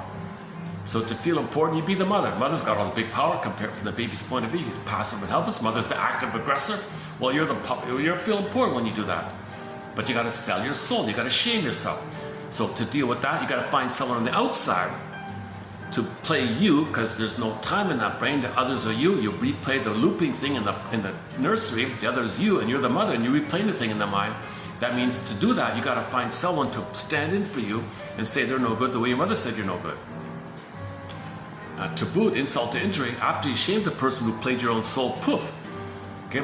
Since they're you, due to self-other fusion, if you're the mother and your self side is denied, and the other played your self side, poof, you can see the one you just shamed, poof, is your mother, and now you can play yourself and express your anger to your mother, the one you just played you. So it's really complicated. And this preserves the status of feeling important and getting your anger out at your mother. So you are the mother to feel important. And then you get your anger out at your mother by attacking the one you just shamed who just played you. So you're stuck, you're living in the past, it's disturbance, oh, there's that horror film. Oh, look at that, eh? Oh, jeez. Look at that, what a contrast. You got this fluffy kids film, got these fun little animated, playful kind of images. And they got the most gruesome horror film just passed by in the Sky Train. And then the next train will be the nice travel. Quite a range, eh? You know, there's once if it comes across, I want to show you an ad if it comes across. It's art, like it's real art, like artistic. I've never seen it before, like artistic, like a traditional painting of some kind, like an ancient Asian painting. Really nice, really, really nice. Hope we see it. I'm not even sure what product it's for. We need more beauty in art, right? Okay, let's not talk about advertising and all that stuff. That's done. That's another door to open. Okay, so let's stick on this topic of prejudice. So something you don't want to know about yourself, you see it on others. It helps you not feel it's within. If you think it's out, Lachlan calls it. Somebody calls it projection is the means of bringing repressed material to conscious. If you want to make yourself conscious, if you want to face the truth, if you can't handle the truth, if you want to heal, you want to be conscious, you want to heal, the things you're saying about others, mirror. Look in the mirror, it's within. Projection. Look on the projection screen. You projected it. You're the projectionist. The mechanism is yours. The film, the reel, the contents are yours. You put it on the screen, it's within. So that's called projection. You put it out so you can see it's within. Or a mirror, look in the mirror, it's within. Projection is the means of bringing repressed material to come. We've got a lot of proverbs, a lot of wisdom proverbs from folklore and philosophers on projection. Aesop is in there. Confucius has a really good quote on projection. Confucius said, one version of it, as I understand it, is he said to his students, "Dear students, when I'm in a party of 3, I always have 2 teachers. To the one I admire, I study from him. I want to be a student. To the one in whom I see traits I don't like, the first thing I do is I search for those traits in myself." 3,000 years ago, right? Aesop did the same thing. Aesop.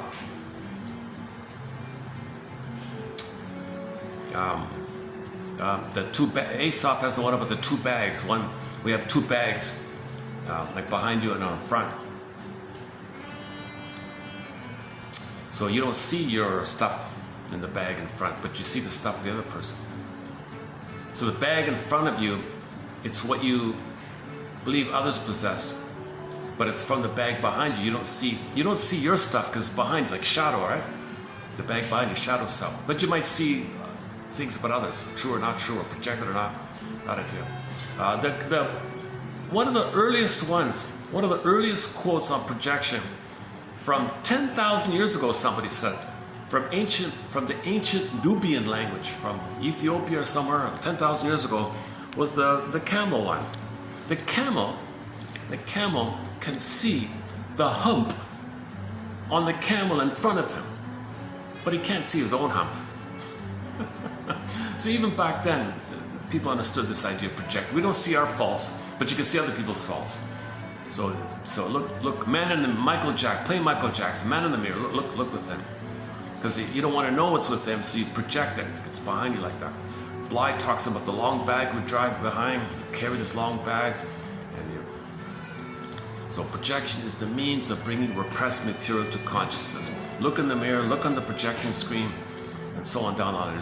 There's the mote beam version, so you see like a mote beam, you see a trait, a little bit of truth, and you hang your coat, so you totally don't want to see it. Or there's nothing there, and you pretend there's a hook and you hang your coat anyways. There's a direct projection and the mote beam projection. And so there's a lot of projection. So here's a new, we got a lot of, okay, so here's a new one from this lady at 55. What's the book called again? Oh boy, oh, for Pete's sakes. Okay, I'll mention next time. Something about understanding fear. The fears we live, the fears we have, or something like that. It's got a bland title. The fears we have, or the fears we live, or the fears that exist. Something about fear.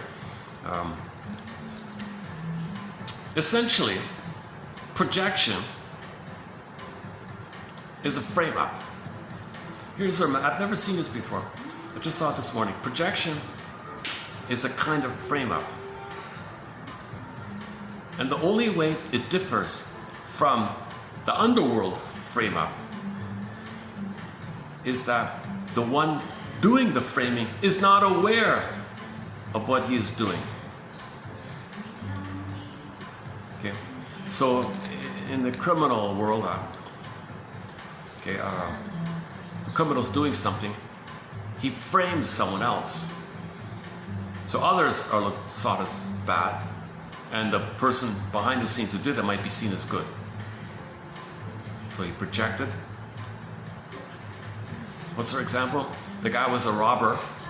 Okay, oh, what about the one in Paris? The current news item, somebody stole the jewels or something. I don't know. I didn't follow it really. So let's say he stole, what, 10 jewels or something? I don't know. He took a handful of jewels or something. Let's say he takes one of them, puts it in somebody's bag. Hey, everybody, look, I found a thief. He's over there. Look, he's over there. Look, he's got one. See, that person was framed. So he took the goods, pinned it on the other person, announced it, seen as good, gets the reward, and the victim, the patsy, the victim, is punished and all that. So he was framed, right? Frame up. So it's projection. You put out something that's you put onto someone else. But he's doing it on purpose. With psychological projection, you often don't know that you're doing it. You don't know that you're doing it. So something about you that you're not comfortable, and you rant and rave about others people doing it or having it, well, that's a quality of projection. So she had the example of what was it? Another author long ago had the example about the one of these minister characters or something wanted to be more free. So he went on these very hateful rants, went on the soapbox, saying these people are such and such and such and such, had strong and negative emotions. Well, that's projection. In him, he wanted to be, do, feel, participate in the thing he's complaining about. He wanted it, but he denied it, projected, complained about it, hated it, but it's within. So he is afraid of within, so he hated it on the outside. When you hate something on the outside, there's a fear within of it. If there's a fear within on it, there's a hate on the outside. So hate is like the final pathway of the fear. So whenever there's hate or prejudice, you got to unpack, unravel, trace back to the underlying fear. Remember, fear, then the anger. So if there's anger or prejudice is one form of anger. So when there's prejudice or anger or blaming or hate or hostility, you got to unpack what's the underlying fear that you feel unknown, but it's unconscious from your childhood. So you got to trace it back to the fear.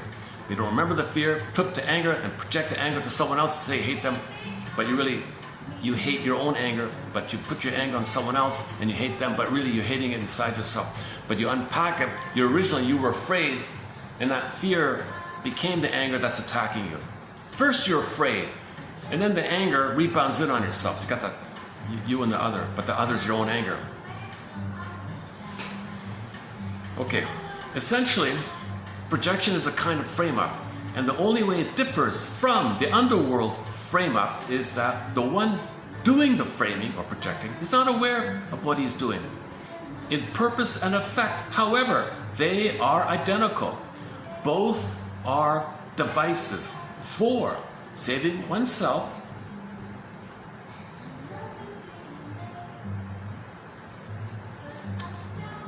They are both devices for saving oneself, and both victimize others without regard to their guilt or innocence. So you're victimizing someone else.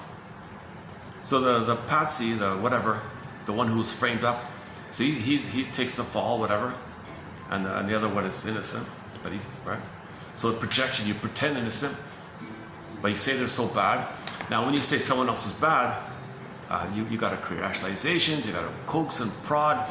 Enter the TV show Stony Brook. So there's this guy with Asperger's. Nobody understood what Asperger's meant.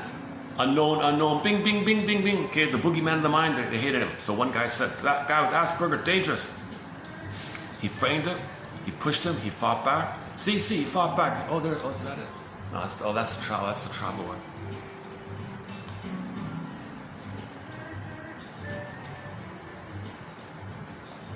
Okay, go to the Stony Brook show called Jody, and the other one is called Forget No More. We just recently discussed those 2 episodes. Again, essentially projection is a kind of frame-up, and the only way it differs from the underworld frame-up is that the one doing the framing is not aware of what he's doing. In purpose and effect, however, they are identical. Both are devices for saving oneself, and both Is that a typo here? Do I have a typo here? Both are devices for saving oneself and to victimize others without regard of the reality. In some ways, projection also resembles the ancient, long ago, quote-unquote pagan ritual of scapegoating. But remember, that's pretty harmless with scapegoating in the ancient days. You consciously found a goat, right? Like, I don't know, you had a box on it, and you wrote on a slip of paper your complaint, and the goat would run away. Nobody was hurt by it, right? Then it'll be remembered the people unburdened their complaints onto a goat and dispatched the animal and sent them into the wilderness. And maybe he was going to be a goner in that case. But there, the unburdening process was deliberate, and the victim was just a goat, not a human being. Somebody said the pagans were very ethical and earth-based, and they were more loving, and the pagan people would properly nurse their babies and hold their babies and give natural birthing, things like that. Okay, there's a reference to some huge research thing. The conclusion was the participants invariably tagged others with the traits and conflicts that were most disturbing to themselves. The link between their private despair and the anger they directed toward others was never evident to them. So again, unconscious, right? Unconscious. The image they held of all whom they hated was consistently refracted through their own fears. Look at that. The image they held of all whom they hated was consistently refracted, like a lens thing, through their own fears.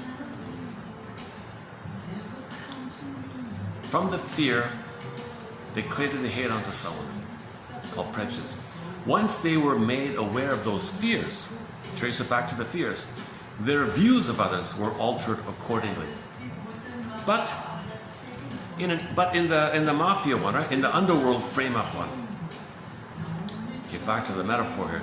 But in an underworld frame-up, the real culprit usually considers it sufficient merely to, quote, pin the goods, unquote, on his dupe and then skip town or simply wait it out.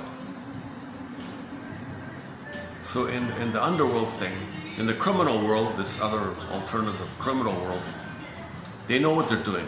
Pin the goods on the patsy, on the dupe, and then he skips town or waits it out. And he's the victimizer.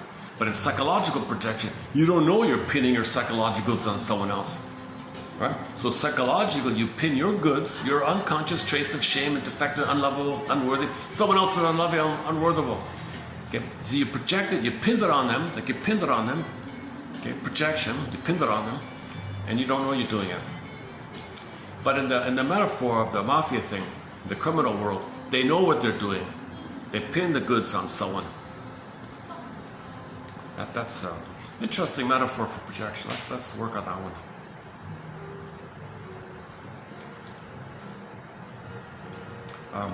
The prejudiced project onto him all their own most alarming impulses.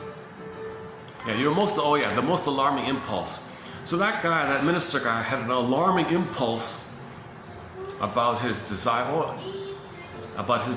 to be more free or something, or be more liberal or something, I don't know. And he hated people who were too free or something. I forgot what it was. Okay.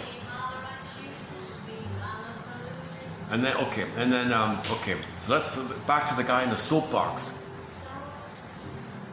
So what he would do is, to make himself feel important, is say, "You see, this bad thing in me, they have it. See, they have it. Now, since they have it, I want to be seen as good. I want to emphasize they have it. I want to sell it to you that they have it. I want to amp it up that they have it. I don't have it. They have it. Now, see, I'm a good boy. You see, I'm a self-respecting citizen," it says here. For no self-respecting member of the community can afford to remain impassive in the face of moral laxity. See, moral laxity. So he wants to, okay, let's just say affairs. So the guy said, affairs are the worst thing in the world. Affairs, you cannot have an affair, you betray. It goes on, but he wants to have an affair, or he is having an affair. I don't know. Either he's having it, or he wants to have it. He goes on and on about how evil and terrible it is, the immorality of having an affair. Betraying your family and your wife, you're destroying the family, home wrecker, all. It goes on a soapbox, right? So he'll say someone else, or others who do it, focus on them. Now he is seen as the person who is not going to be passive in the face of this. Thus, the prejudice can feel guiltless and even virtuous in their what they're saying. So they're condemning them, they're saying all these bad things, and they feel virtuous. They feel good, I'm virtuous. So he wants to do it. Others are doing it, and he's seen in a virtuous light because he's saying others are doing it. So when you project, you're seen in good. So back to the psychopath in the Jody story. The Thinking Man's Western 1963 classic TV show called Stony Burke, episode called Jody, the Asperger's guy, right? So you had this psychopathic journalist guy who wanted to climb up the ladder in his field or whatever, and he realized that if he can sensationalize and make up a boogeyman, this Asperger's guy, everybody would thank him and say, "Thank you for saving us from this monster that you found. Thank you for finding this monster. Thank you for saving us from the..." He's seen in a good light. And so he tried to do that. He was innocent, harmless. Who the Asperger's kid? Nobody understood Asperger's. He capitalized on people's ignorance of them not being up on Asperger's. Remember, you're apt to be down on what you're not up on. People back then were not up on Asperger's, right? So he found an Asperger's guy, knowing that the public wasn't up on the topic, and knowing that they'd therefore be down on it, because the unknown, which you're not up on, triggers the boogeyman with them. Then you say, "Hey everybody, there's your boogeyman, the boogeyman in your mind, there it is over there." Wow, everybody got all excited. They want to drive him out of town. He's a star, he's a savior, he sees virtue. See, I can't be passive with this thing going on. I'm going to protect you, I'm going to save you. So he creates this whole elaborate thing so he can be seen in a good light. Then he gets the promotion. Didn't care about the effects on him. Thankfully, Burke and company had to intervene and stop the guy. But he was really back to the quote from Diderot 200 years ago or something. That guy, maybe one way to think about a guy like that is if you took a baby from the jeez, one of those disturbing ads. Where's another one? That's okay.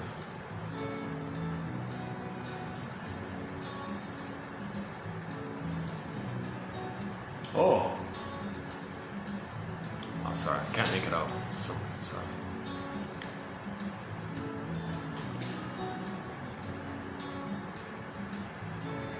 Oh yeah, Diderot, right? So Diderot has a quote. I'm paraphrasing a little bit. He said babies are criminals. I'm paraphrasing. What I think he meant was, if you took a baby and separated from the baby from the mother, so you didn't have the attachment, he's going to be in real rage mode for mother, right? He's a helpless little mini dwarf compared to the monster mother from his psychology point of view. You remove the baby, put him in a crib. Yes, he's physically kept alive, but emotionally, he's starving. Deep love hunger, deep craving, attachment hunger, love hunger, feeling hunger, attachment striving, a deep, deep, deep hunger for mother like that. So you take a 3-day-old baby who never bonded to the mother, separated from mother, and just imagine, poof, time machine. He's an adult, grown adult, now with motor skills. The helpless baby had no motor skills, no language, nothing like that. You grow him up, he's got motor skills, got 10 PhDs in hate rhetoric. That psychopath had a PhD. It's kind of like he had a PhD. He had 10 PhDs in hate propaganda rhetoric, and he's a psychopath. So you see, then he was behaving like that baby. So babies are criminals. He means an adult with the mind of a traumatized baby is going to be a criminal. Because what does the baby got to do to get mother's love? Mother doesn't respond. The giantess in the nursery doesn't respond to the helpless little baby dwarf. He's got to do something really dramatic. He feels entitled, he feels desperate. So the criminalic mechanism Bergler says comes from this point. So that psychopath in the TV show was doing a very criminal thing, felt entitled, wants to gobble it up, doesn't care about the effects on us because he's entitled. He's a baby who's got to get power for identity. He's got to be seen as a star for his identity, and he wants to control the whole newspaper industry, and he controls the world. He wants to gobble it up. So he was an overly psychopathic, ambitious person like that. So once again, the hero Burke and company. That actor who played Burke is the same actor who was the leader of the Hawaii Five-O show. Ba, ba, ba, ba, ba, ba. It's an earlier version of him, 1963. Hawaii Five-O was in the 70s, I guess.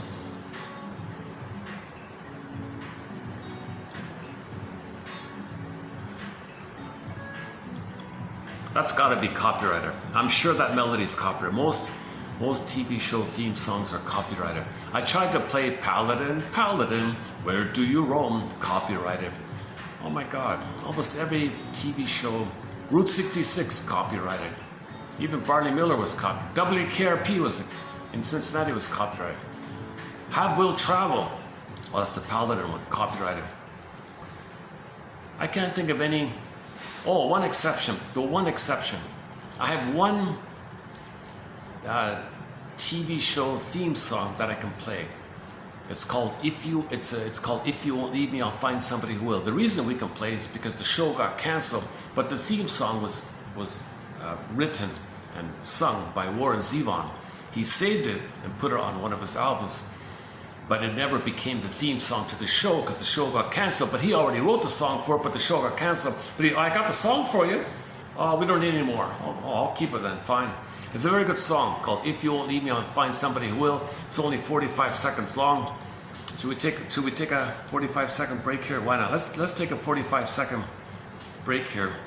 Let's see if I have it. Oh, we haven't played this in a long time.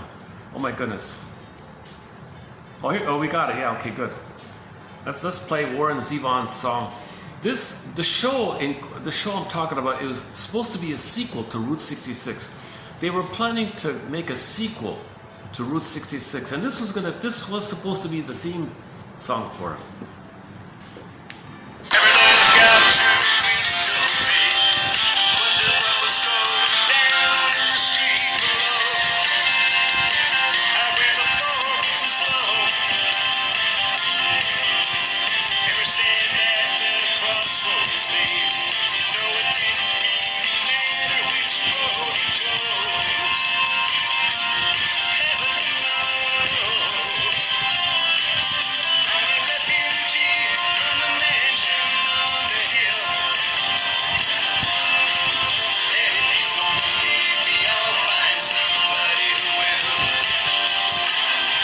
Again.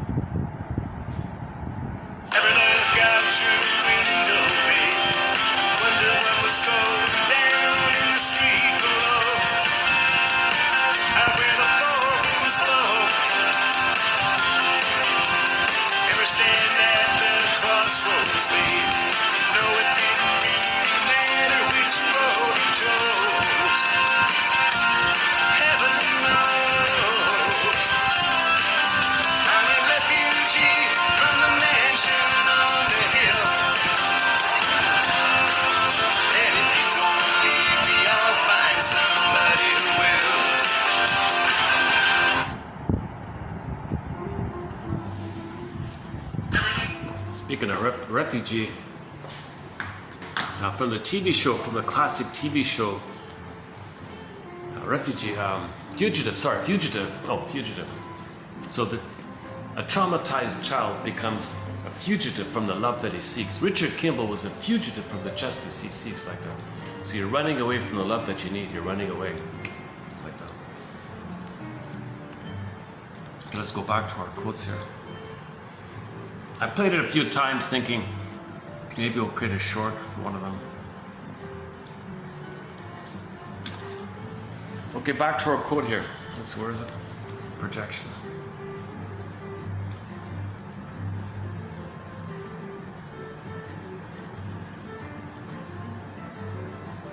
Yeah, okay, so continue here. So generally the best way to achieve recognition for ourselves is to depreciate those around us.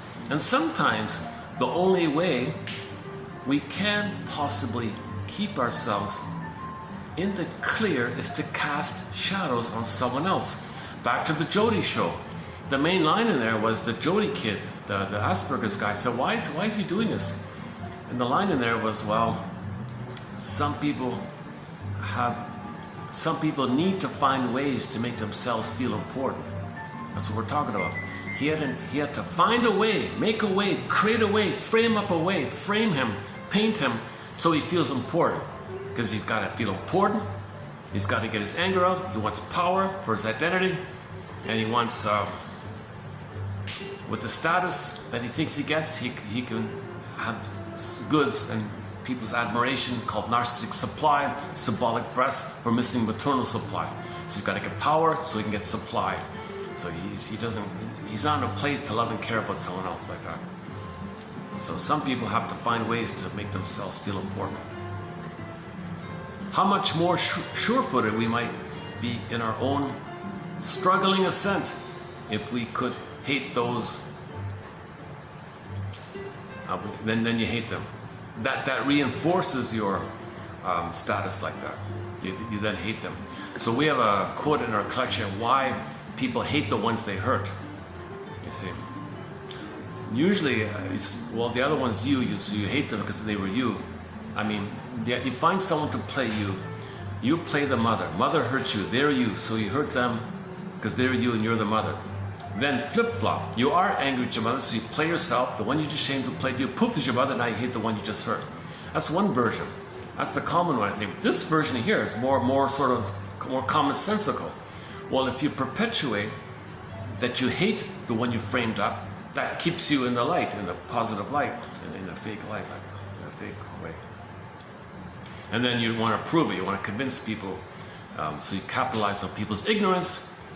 Okay, again, people are apt to be down on what they're not up on. That's ignorance. You capitalize on their ignorance. So he gets away. He exploits people's ignorance for this. And if we can prove that they deserve it, okay, that's part of it. Okay. The way, for example, one example here was the skin tone. The way many with a shade of beige tone of skin, this is an older book in the 50s, keep that in mind, Martin, Mr. I Have a Dream time. Is that right? No, this is 50, it was before that, right? This is 50s. Okay, the way many with the shade of beige tone of skin feel about those with a shade of brown tone of skin is a signal illustration of this kind of mental maneuver.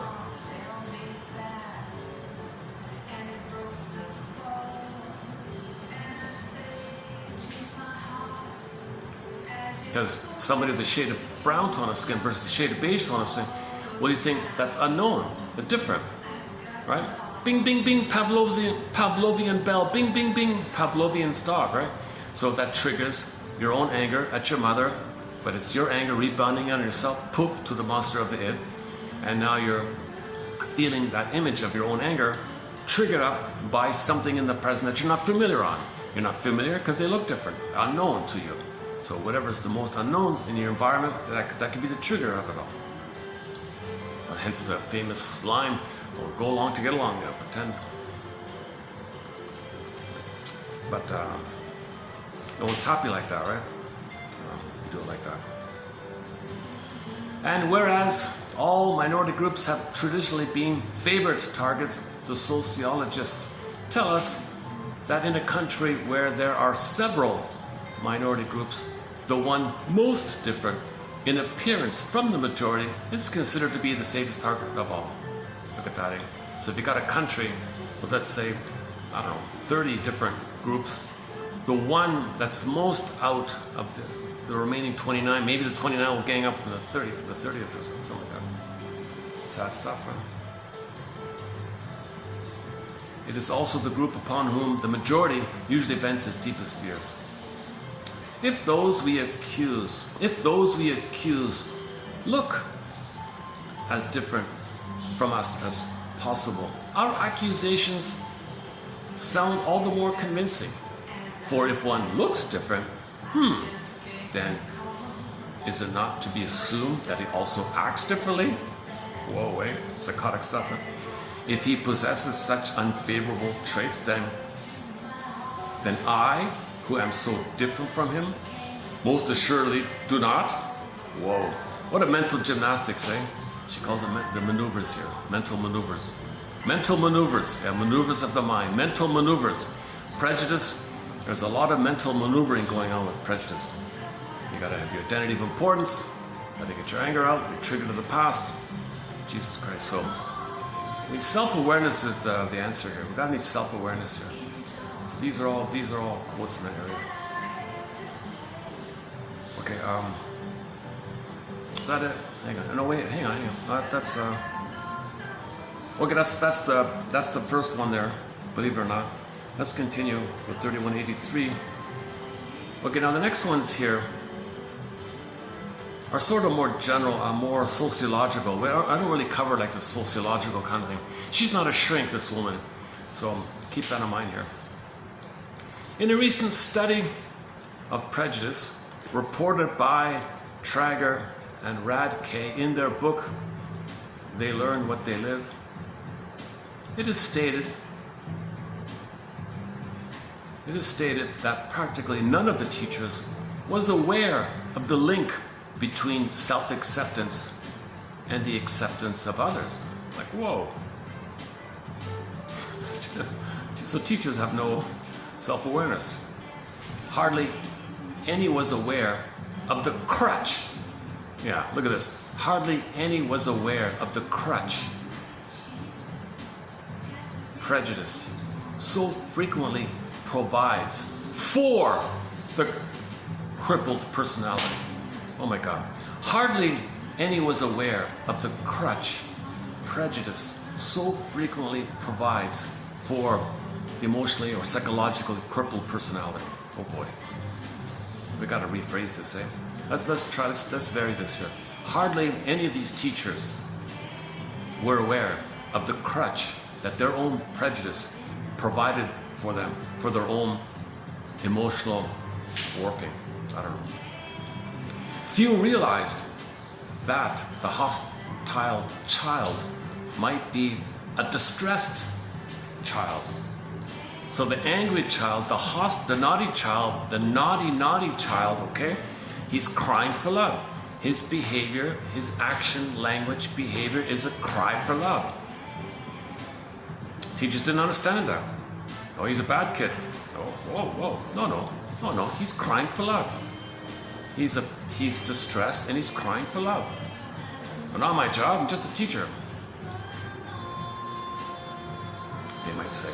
Few realize that the hostile child might be a distressed child and that his anger might be a symptom of his own uneasiness rather than a response to the untoward behavior of others. So the child being naughty, he's responding to his stress, his uneasiness. Teachers don't even know that. That's his point, that teachers are not even aware that anger is a cry for love. So teachers don't have, in other words, teachers don't have self-awareness according to this study reported in this book. Okay, another sociological kind of area here. If movies,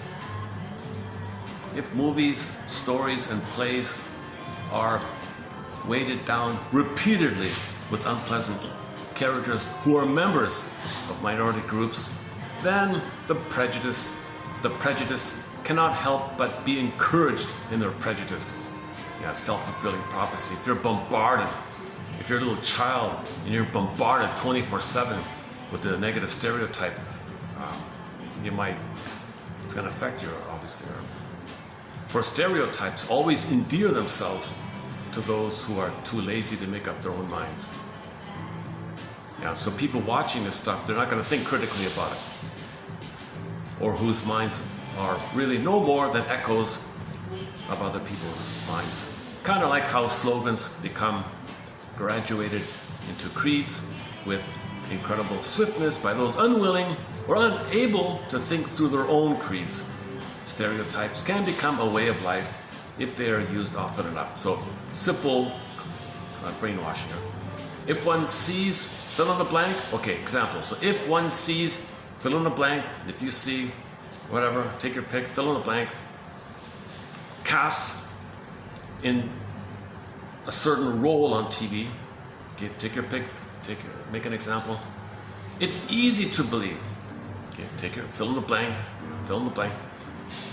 then to convince yourself that, oh, then it should be treated that way. So if one sees, yeah, okay, let's pick one here. I'm thinking about all these Westerns, right? If one sees indigenous people cast in a role, in a negative role, well, then you believe it. You end up believing it. Then you say to yourself, well, it's okay to treat them like that if they're like that. You're not critical thinking. You don't look at the history of what was done, intergenerational trauma. 70 million indigenous people murdered on Turtle Island. You don't think that's a factor to their depression and drinking or whatever.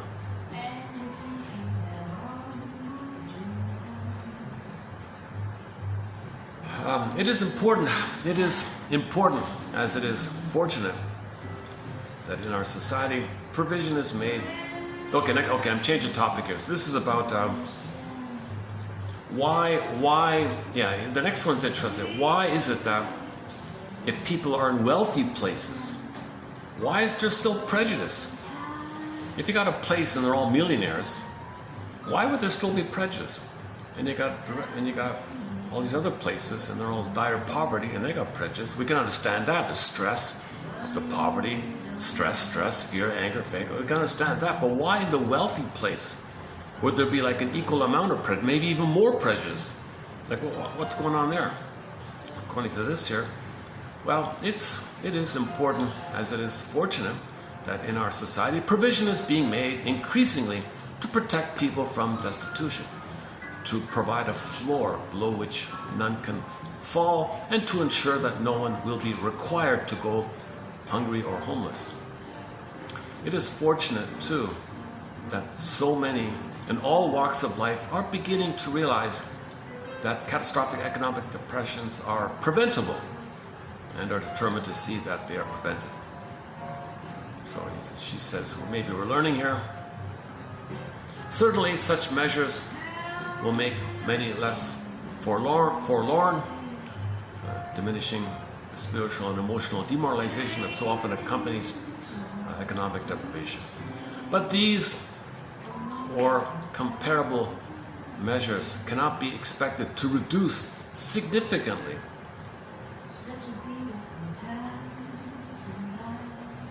the anxieties of the prejudiced. For their anxieties flow not from what these individuals lack, but from what they crave. Okay, so they're stressed out of the greed. So they got everything. Their anxiety is the greed and the ennui and the unhappiness, because they dopamine, they got to chase. They can't enjoy anything. They can't love and they can't enjoy it. They got to crave and greed.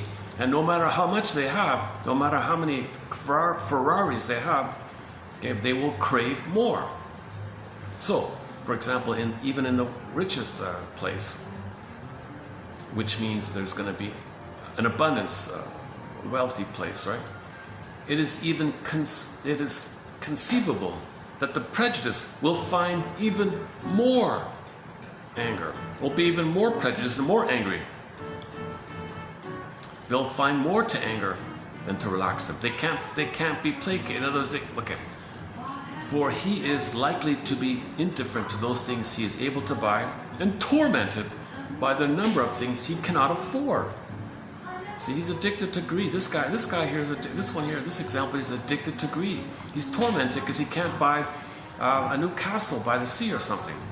Like he's tormented by it. He can only buy a villa or something. He can't buy the whole castle. He wants more, right?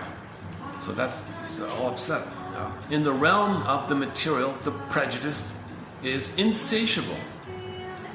Although he is more aware of this fact than he is aware for the reason of it. Okay, so he knows he's unhappy, but he doesn't know why. Okay, that's ennui. He's ennui, right? Ennui means you grabbed it all and now what? Leads to ennui. The reason is that unconsciously he is yearning, not for money or possessions, but for those things that were denied him in the nursery. Human love and devotion. Mother's love and devotion. Never having experienced either of these, however, he cannot possibly value it now. It's too triggering. He can't accept goodness because it triggers too much pain. But neither can he value anything else, because everything else is a reminder of the failure. Every symbol of mother is a failure of not getting mother. So he's insatiable. He's inconsolable, and therefore it is not surprising that he should feel angry with the world and a great many people in it.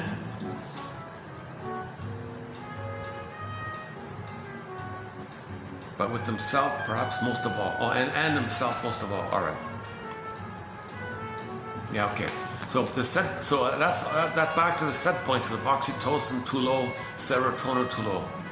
Every time they get it, they're reminded of not getting the mother's love and devotion, because you can't crack the set points of the greed for it. You got to chase. Okay, that's the greed. You can't enjoy it. Doesn't crack the set points, but the chase triggers the pain that you felt. So you can't enjoy it because you don't got the serotonin for it and the oxytocin for it. You know, so you got to chase. So every time you chase it, you got to chase. Repetition compulsion. You want to get mother's love in the past, but you chase. Every time you chase, you're just reliving the pain of mother not loving you. You chase pain, but the chase pushes back the pain, comes back, and you're in this mode like that. And if you chase, and you always want more, because you're getting older, more pain, you want more, you see, you're caught in this negative loop like that. So at some point, the person says to himself, I'm tired of chasing. This isn't working here. Now what? Now he's got ennui. Now he's going to be bitter with the whole world, he says, and himself. So a lot of wealthy people have ennui. So we have a quote in our collection: the poor are bored, but the rich have ennui. Because the poor, he said, have some kind of hope that their life can get better. So there's always some kind of hope from the poor place. But the wealthy, they got everything. Now what? They got ennui. Ennui is a way more deeper issue than simple boredom. In the Disney film, in the trailer for Inside Out 2, the character said, ennui, what's that? It's what you would call the boredom. It's what you would call the boredom. It's much more than that. It's not boredom. Just for the trailer as an introduction, it's a kind of boredom, but it's a much deeper thing. Ennui leads to evil, and all harm and schadenfreude. Because that ennui character, you could see her. She was filled with a lot of sarcasm underneath, right? She was a very sarcastic, bitter character, ennui. Now, this was just a kid's film. If you were to advance that series, Inside Out 3 to 4 to 5 to 6, that ennui character could actually run the console and be the Wicked Queen, you know.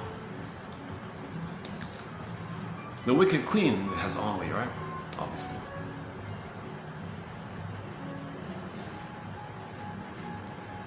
Okay, this next one here from the same book. I haven't looked into this. This is a question mark here, but she refers to another book by another guy. In his book, The Measurement of Adult Intelligence, Dr. David Weschler, I'm not sure how you pronounce it,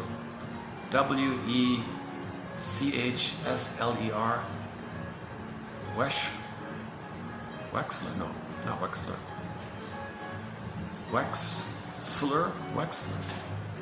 Okay, anyways, this professor or doctor or this author of the book, The Measurement of Adult Intelligence. Okay, this gentleman talks about some kind of similarities test, like an aptitude, like an intelligence test, the kind of test or something. The individual taking this test is required to tell how paired items resemble one another. In what ways, for example, a banana and an orange are alike, or a coat and a dress are alike. In what ways are a wagon and a bicycle alike? An ear and an eye, a poem and a statue. In what ways are a poem and a statue alike, etc. So you had a list of pairs like that, and you had to say, well, how are they alike? Well, he had 12 of such pairs. I couldn't find it. I'll try again later. There are 12 such pairs in all, and as the list progresses, the items seem on the surface to become more and more unlike, although their similarities become more significant. So, a more traumatized mind, a more traumatized person, for example, would notice that the bicycle and the wagon, well, they've got wheels, right? But maybe a less traumatized mind would say, well, they're both means of conveyance. They can move people. So it's very simple, right? Oh, they got wheels. That's the first thing you see, right? Well, the other example was, okay, what is it? The banana and the orange. Well, they're fruit, man. They're similar. They're both fruit. Yeah. Okay. Well, is there any other specific similarity? That's it. They're just both fruit. You eat them.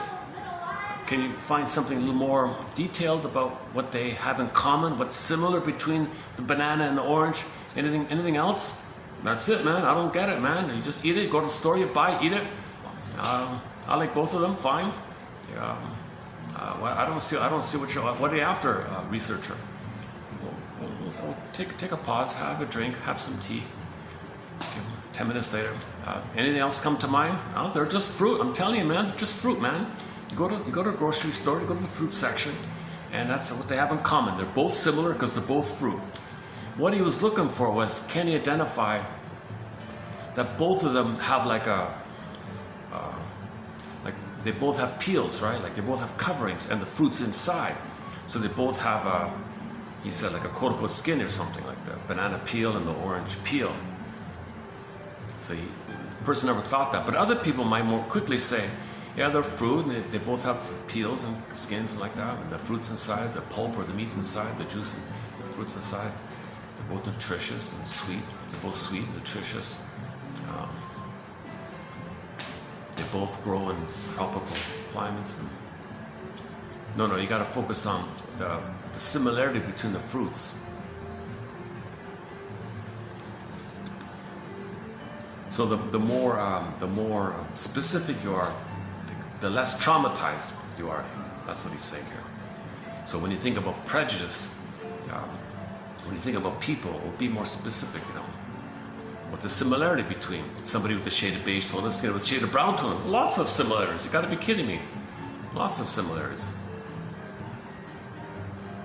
Needs, traumatized, member of Homo economicus, Earth family, human family. Was that the one? No, that's the travel one. Where's that nice one? Is that it there?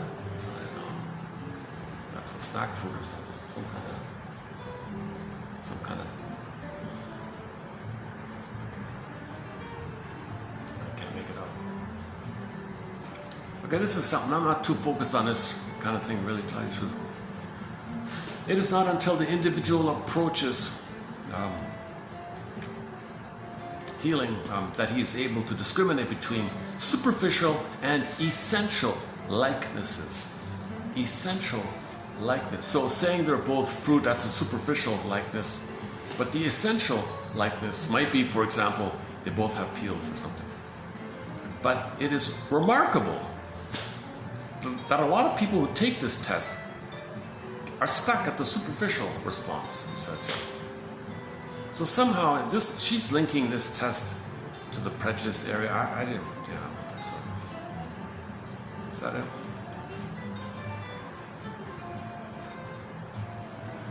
Okay, one more here. Okay, last one here. Parents of unprejudiced children.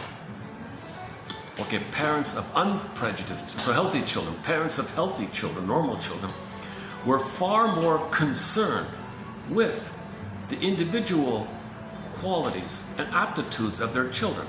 So healthy parents focus on the uniqueness, the self-activation, the aptitudes, the interests, the curiosity of their children. Their children's uniquenesses, not their quote-unquote submit to what everyone expects, was of paramount interest to them. It's not surprising, therefore, that the child whose own needs have been answered, whose individuality has been depthly captured and eagerly developed, should respond cheerfully to the variety of interests and needs in those around him. So if the parents accepted his needs and feelings and curiosity and interest and wonderment, then he'll do that with others.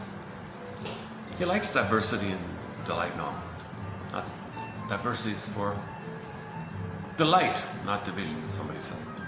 It's not surprising the child who has been trained to behave. It's not surprising that a child who has been trained to behave as much like everybody else as he possibly can fit in will react with fear and trembling whenever he finds himself in the presence of those who are different from, quote, everyone else. Whoa. Now you're like the unknown. You see, that's the fear of the unknown. Bing, bing, bing, Pavlovian's dog. Mother was unknown. Mother was your anger. Mother, monster, anger, mother. Okay, next one. Sympathy, understanding, acceptance. Sympathy, understanding, acceptance of oneself and therefore of others must be learned in childhood if they are to become permanent character traits. They can be learned there, however, only if they are experienced there. The child has to have the experience of it, obviously. Now, sometimes, to be sure, they are acquired later in life and belatedly tacked on to one's personality. Okay, take a workshop or something later on. So you might learn it and they tack it on. But that's like a trait you learned a bit. But this trait is kind of like an ornament.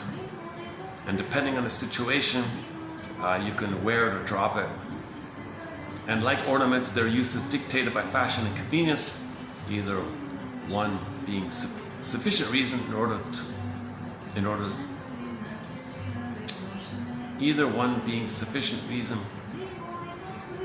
to order their discard. Oh, I see.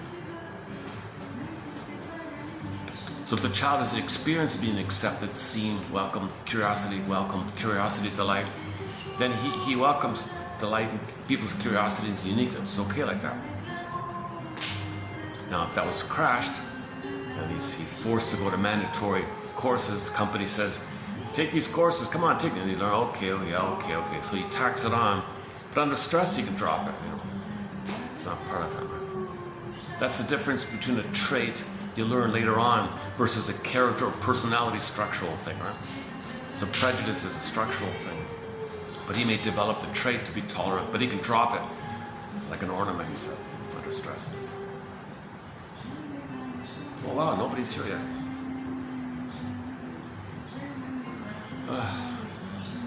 Yeah,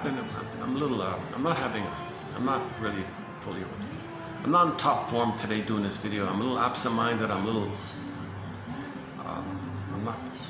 not fully rested today to do a video.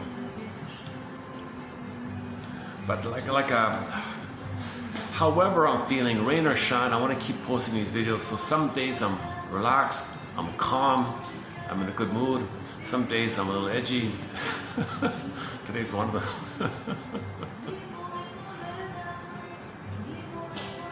What time is it? Let's see. Well, it's 5:30 already. Yeah, days are getting shorter quickly here. Should we read this one out? Is it worth reading out? Okay. Go to, so what I did was a preview of 3183 and 4 from this book about the fears by Miss Hirsch. Sheila, is that right? Is that her first name, Sheila? Should I dig it up? Okay, go to 3183 and 4 if you want to read the quotes just covered. Now today's one below, let's see, what is it? 3124, what do we have today here? Oh yeah, there's some good ones in today's batch below, so 3120. So you can see I'm playing catch up. Today's video is 3124, but what I did was a preview up to 8. So I'm in the 80s in preview mode, but I'm only still in the 20s. So I'm 60 pages behind, basically. Have thumb will travel. Oh my God, talk about thinking man's Western. That's a sad one here. This mother abused the child by not feeding because she wanted the bountiful teats, the memories to jiggle at the office, to have seduction as power. She wanted to control the men with seduction. So she didn't want to breastfeed the kid. The kid turned to the thumb. Mother said, "Oh, very good, baby. Have thumb will travel. Good for you." Oral fixation. He'll be a smoker, drinker, oral fixation. That's abuse, right? So she didn't care about the needs of the baby. She was fighting with her mother. She transferred the mother onto all the men at the office.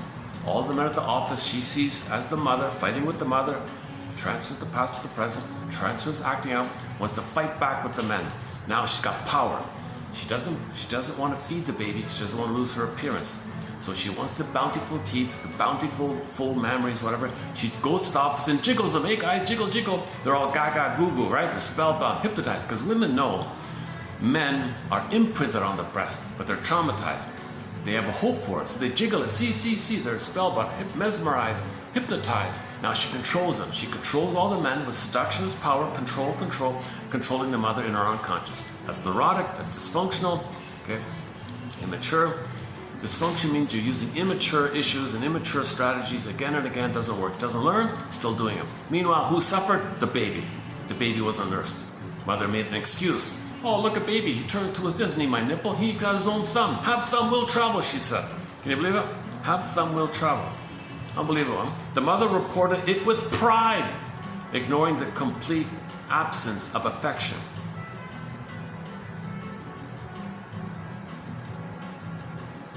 A performance which could be entitled "Have thumb will travel." That is to say, so long as he had his own part object, the nipple's the part object, manifest reaction to object loss was not observable. He's suffering. This is trauma. This is weaning trauma. The baby has to turn to his own thumb instead of the nipple, or the pacifier. Same thing. Have thumb will travel. That's a sad one. My God, I forgot about that one. Good next one here. Okay, the second one, I'll leave it for you. It's Bergler again. It's a good one, but it takes me a while to go through this one. Okay, about the magic gestures. You know, somebody said about the magic gestures, even the positive, Miss Hirsch was saying in that book I mentioned earlier, in a preview, coming up in the pipeline in 85, coming up. She said even the positive magic gesture still leaves the child feeling unloved. She meant, in some cases, the mother was so deprived herself that when she has a baby, she says, she had no freedom with her mother. The mother was too controlling, too micromanaging, too OCD, too controlling, too helicoptery and all that. So she said, when she has a baby, "I'm not doing any of that. Baby, you have complete freedom. Do what you want, very permissive, I don't care, just, you're free." That was considered a positive magic gesture to say, look, mother, that's what I want freedom. You never gave me freedom. You jailed me, kind of thing. My childhood was like I felt like a prisoner in here with you. Prisoners of Childhood, right? Name of the book, Alice Miller's book, Prisoners of Childhood. Is that right? So as a positive, as a not a kind of revenge, a kind of vengeance, she was saying, I hate you, mother. I want to show you up. I want to expose you. Damn you, mother. I want to tell the world what I wanted, what I needed. I want to expose what you did to me, and I'm going to communicate and tell the world what I wanted. That's considered a positive magic gesture because she's saying what she wanted. I wanted freedom. I'm going to give my child unlimited freedom. So she ignores the child. Do whatever you want. Don't tell me. Go out. I don't care. Do it free. Be free. She's doing it not out of consideration or mindfulness or feeling. She's just doing it in response to the bother, what the mother's saying to the mother. See what I wanted? See what I'm giving my child? I wanted you to give me some of that freedom. You never gave it to me. So because she's behaving this way in response to the mother, and like an anger at the mother, revenge at the mother, she means it like that. That child's still unloved. Although he's got the freedom, there's still no feeling of mother's love for the child. She's behaving in response to the issue with the mother. So although it's a positive magic gesture, there's still a hole in the child's memory of not being loved by the mother. It's better off, of course it's better off, it's still better off than the negative magic. The negative magic gesture, she does exactly unto the child what the mother did to her, to say, look mother, look what you did to me, I'm going to show what you did to me. See my child here? I'm going to do to my child what you did to me because I want to show you what you did. I didn't like what you did to me. I'm going to do it to my child to show you. I'm going to imitate you. My child will play me, I'll play you. I didn't like what you did to me. The child will play me, I'm going to imitate you. Negative magic gesture. So Bergler says you have to analyze these negative magic. You have to analyze these magic gestures, both positive and negative. So that one's coming up. That one's coming up in the pipeline. But he mentions it here. Where is it?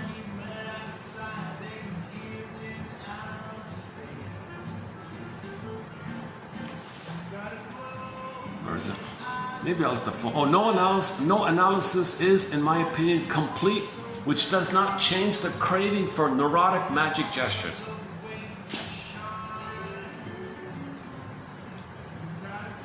Repetitive. Okay.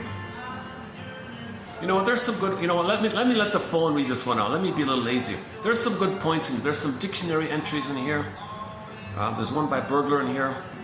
There's some good stuff in here. So let's let the phone read it out here. Hang on a sec, 31. So we're going to read out 3124. If I do it on the table, the sound doesn't come out too well. Let me. I can't do that. Let's not do this. If I hold, okay, hang on.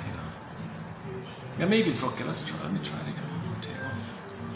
Sometimes when I put a flat on the table, the audio doesn't go through too well.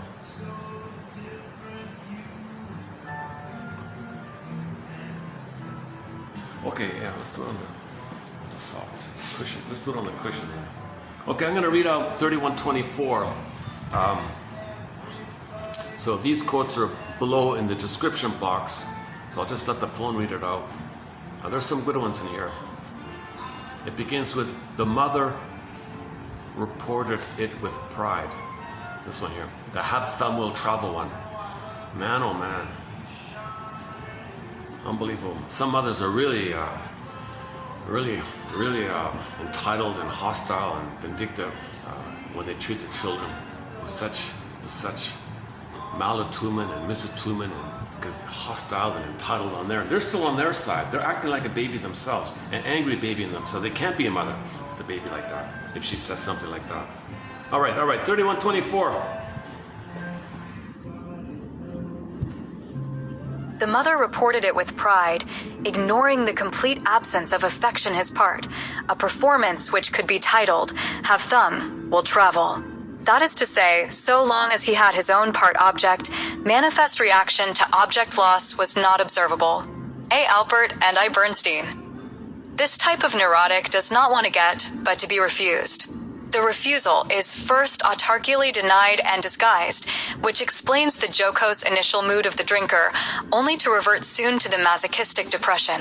To fight, in turn, this depression, the addict uses pseudo-aggression. He poisons the mother/wanting unconsciously to lose in order to place their opponent, be he an individual or a bank, in the position of the orally refusing pre-oedipal mother. The gambler wishes to reduce this mother to absurdity as a giving person.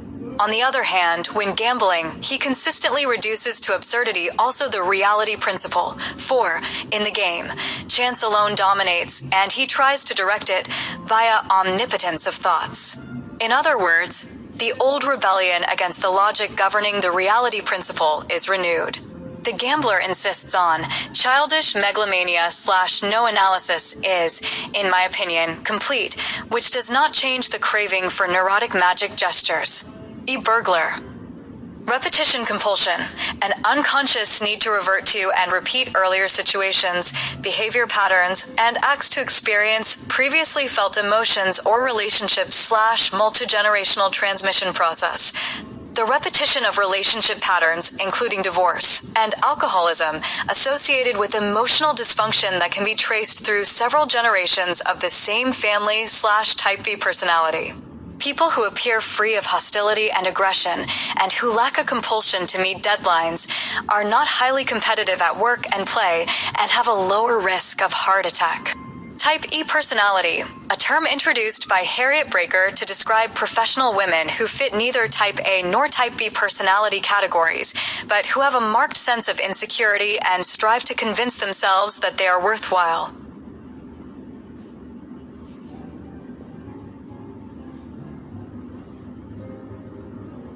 Frozen, huh?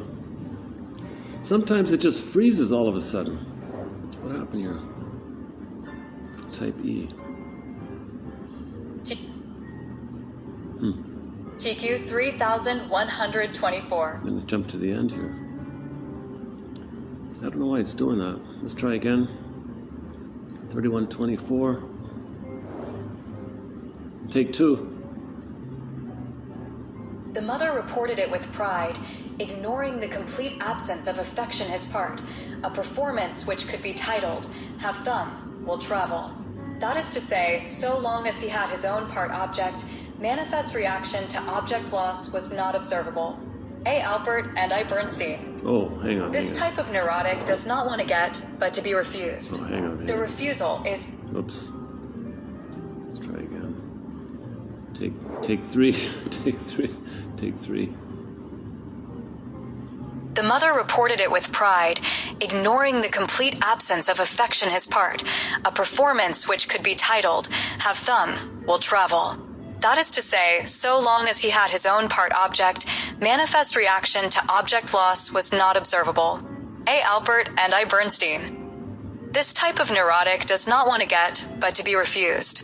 The refusal is first autarchially denied and disguised, which explains the jocose initial mood of the drinker, only to revert soon to the masochistic depression. To fight, in turn, this depression, the addict uses pseudo-aggression. He poisons the mother/wanting unconsciously to lose in order to place their opponent, be he an individual or a bank, in the position of the orally refusing pre-oedipal mother. The gambler wishes to reduce this mother to absurdity as a giving person. On the other hand, when gambling, he consistently reduces to absurdity also the reality principle, for, in the game, chance alone dominates, and he tries to direct it via omnipotence of thoughts. In other words, the old rebellion against the logic governing the reality principle is renewed. The gambler insists on childish meglomania/no analysis is, in my opinion, complete, which does not change the craving for neurotic magic gestures. Bergler. Repetition compulsion, an unconscious need to revert to and repeat earlier situations, behavior patterns, and acts to experience previously felt emotions or relationships/multi-generational transmission process. The repetition of relationship patterns, including divorce, and alcoholism, associated with emotional dysfunction that can be traced through several generations of the same family/type B personality. People who appear free of hostility and aggression, and who lack a compulsion to meet deadlines, are not highly competitive at work and play, and have a lower risk of heart attack. Type E personality, a term introduced by Harriet Bergler to describe professional women who fit neither type A nor type B personality categories, but who have a marked sense of insecurity and strive to convince themselves that they are worthwhile. It freezes there. Yeah, for some reason it just freezes midway through. Let's just finish it. Where is it? Type E women try to be all things to all people, according to Bergler, and tend to suffer psychological strain. This seems to be the identity diffusion, as if personality. They are what other people are for the time being, then they meet someone else, they're that person. They don't know who they are, they're always somebody else. So okay, next one here.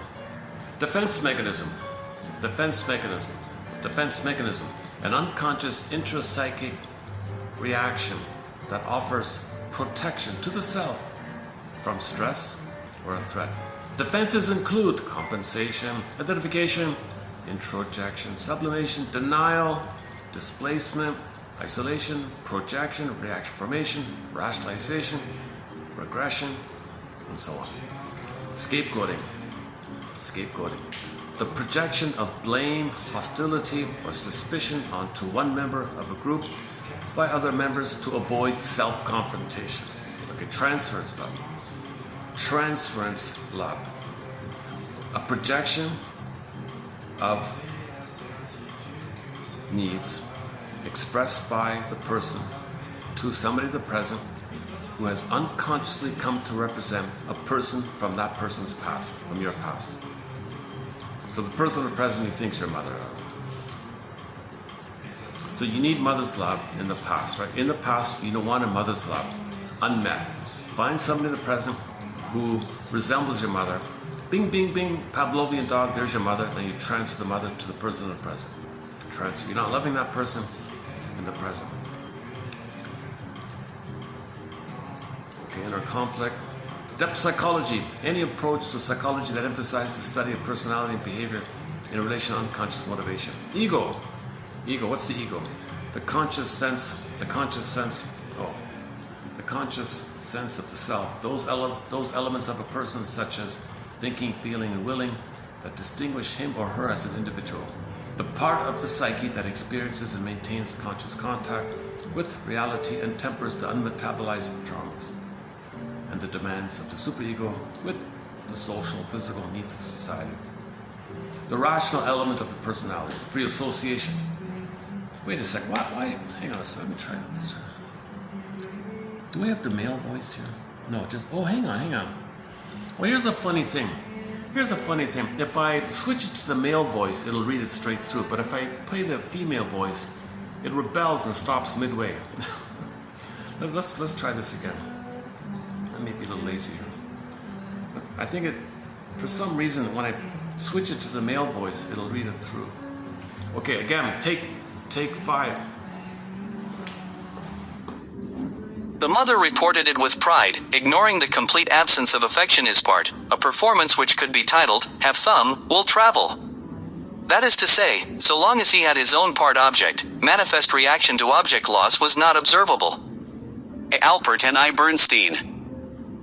This type of neurotic does not want to get, but to be refused. The refusal is first autarchially denied and disguised, which explains the jocose initial mood of the drinker, only to revert soon to the masochistic depression. To fight, in turn, this depression, the addict uses pseudo-aggression. He poisons the mother wanting unconsciously to lose in order to place their opponent, be he an individual or a bank, in the position of the orally refusing pre-oedipal mother. The gambler wishes to reduce this mother to absurdity as a giving person.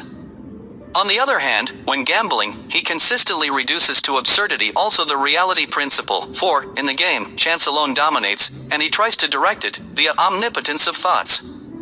In other words, the old rebellion against the logic governing the reality principle is renewed. The gambler insists on a childish meglomania / no analysis is, in my opinion, complete, which does not change the craving for neurotic magic gestures. Bergler. repetition compulsion, an unconscious need to revert to and repeat earlier situations, behavior patterns, and acts to experience previously felt emotions or relationships/multi-generational transmission process, the repetition of relationship patterns, including divorce and alcoholism, associated with emotional dysfunction that can be traced through several generations of the same family/type B personality. People who appear free of hostility and aggression and who lack a compulsion to meet deadlines are not highly competitive at work and play, and have a lower risk of heart attack. Type E personality, a term introduced by Harriet Breaker to describe professional women who fit neither Type A nor Type B personality categories but who have a marked sense of insecurity and strive to convince themselves that they are worthwhile.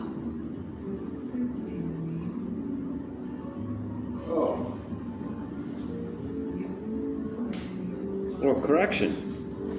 It stopped here as well. Even with the male voice, it used to just read right through.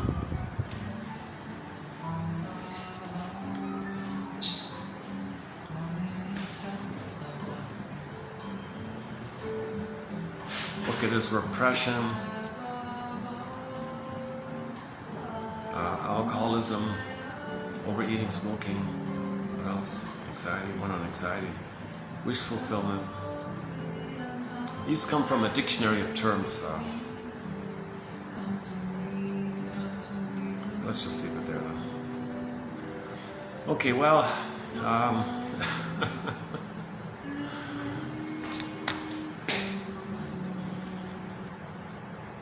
maybe I was a little more animated in the first part of this video. Okay, submitted for your approval and consideration. Should you choose to accept it, submitted for your approval and consideration. Type in the word prejudice in the search box for this channel here, and read some of them. Just see what happens. See what happens.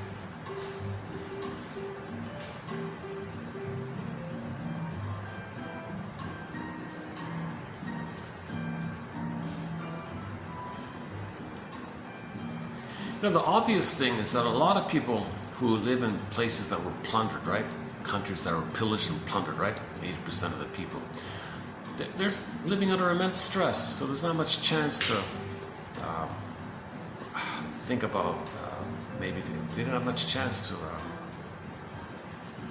they don't have no libraries, they're stressed all the time, pollution all the time. And then you meet somebody whose country was plundered and maybe they escaped or something.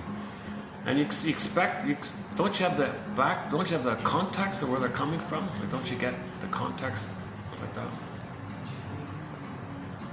Anybody who went through all that stress might just focus on their basic needs like that.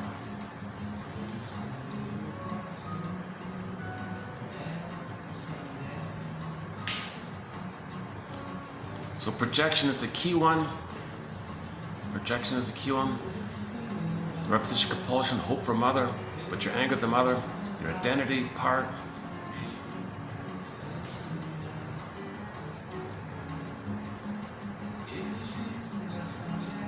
Okay, so the unknown triggers the original unknown, but the original unknown was scary, but the personal present. Isn't your mother in the past? Isn't the image, the fantasy image that you made in your unconscious of your own anger poofing into a monster of the id? Oh, come on, right?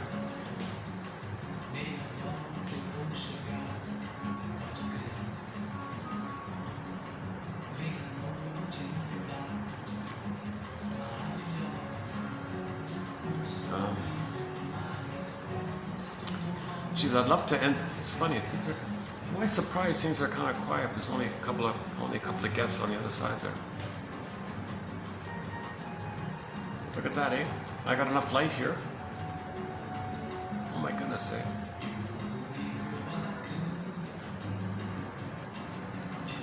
Well, we mentioned Steve Behrman. He's got a joke. He's got a few jokes.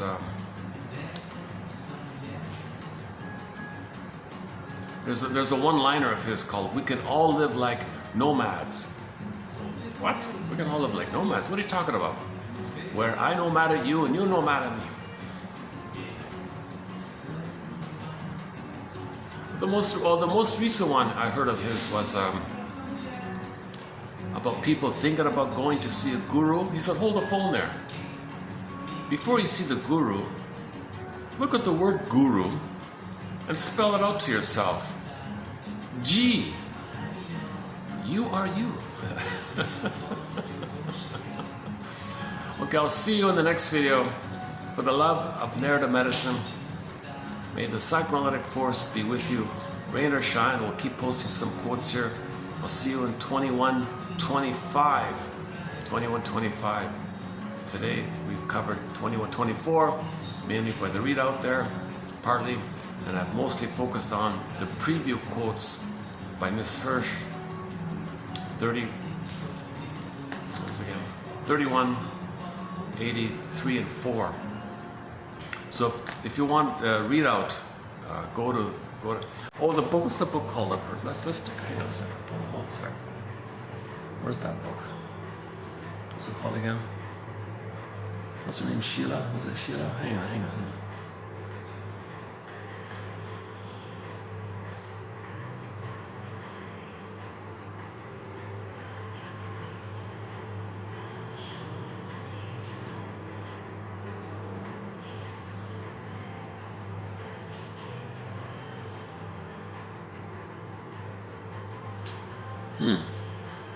What's the first name again? The last name is Hirsch. What's the first name again? Is it eBay or something? eBay.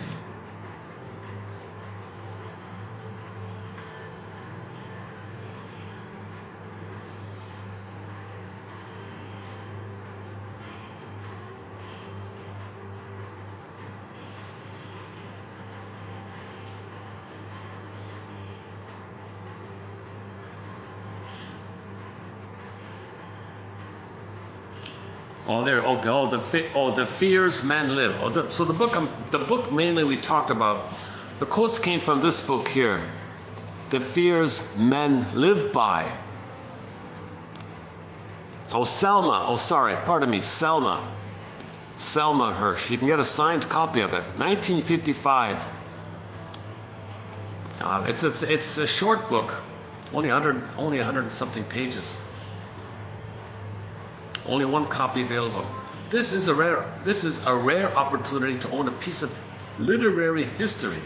A signed first edition. First print of Selma Hirsch's The Fears Men Live By. Don't miss it.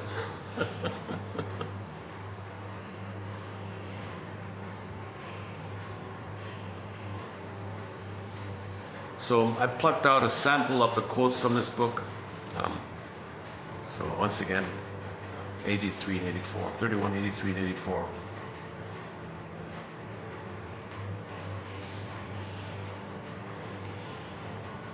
That's pretty good, all things considering. This is one of the better books on prejudice. It's just about this book's about prejudice. Just about prejudice.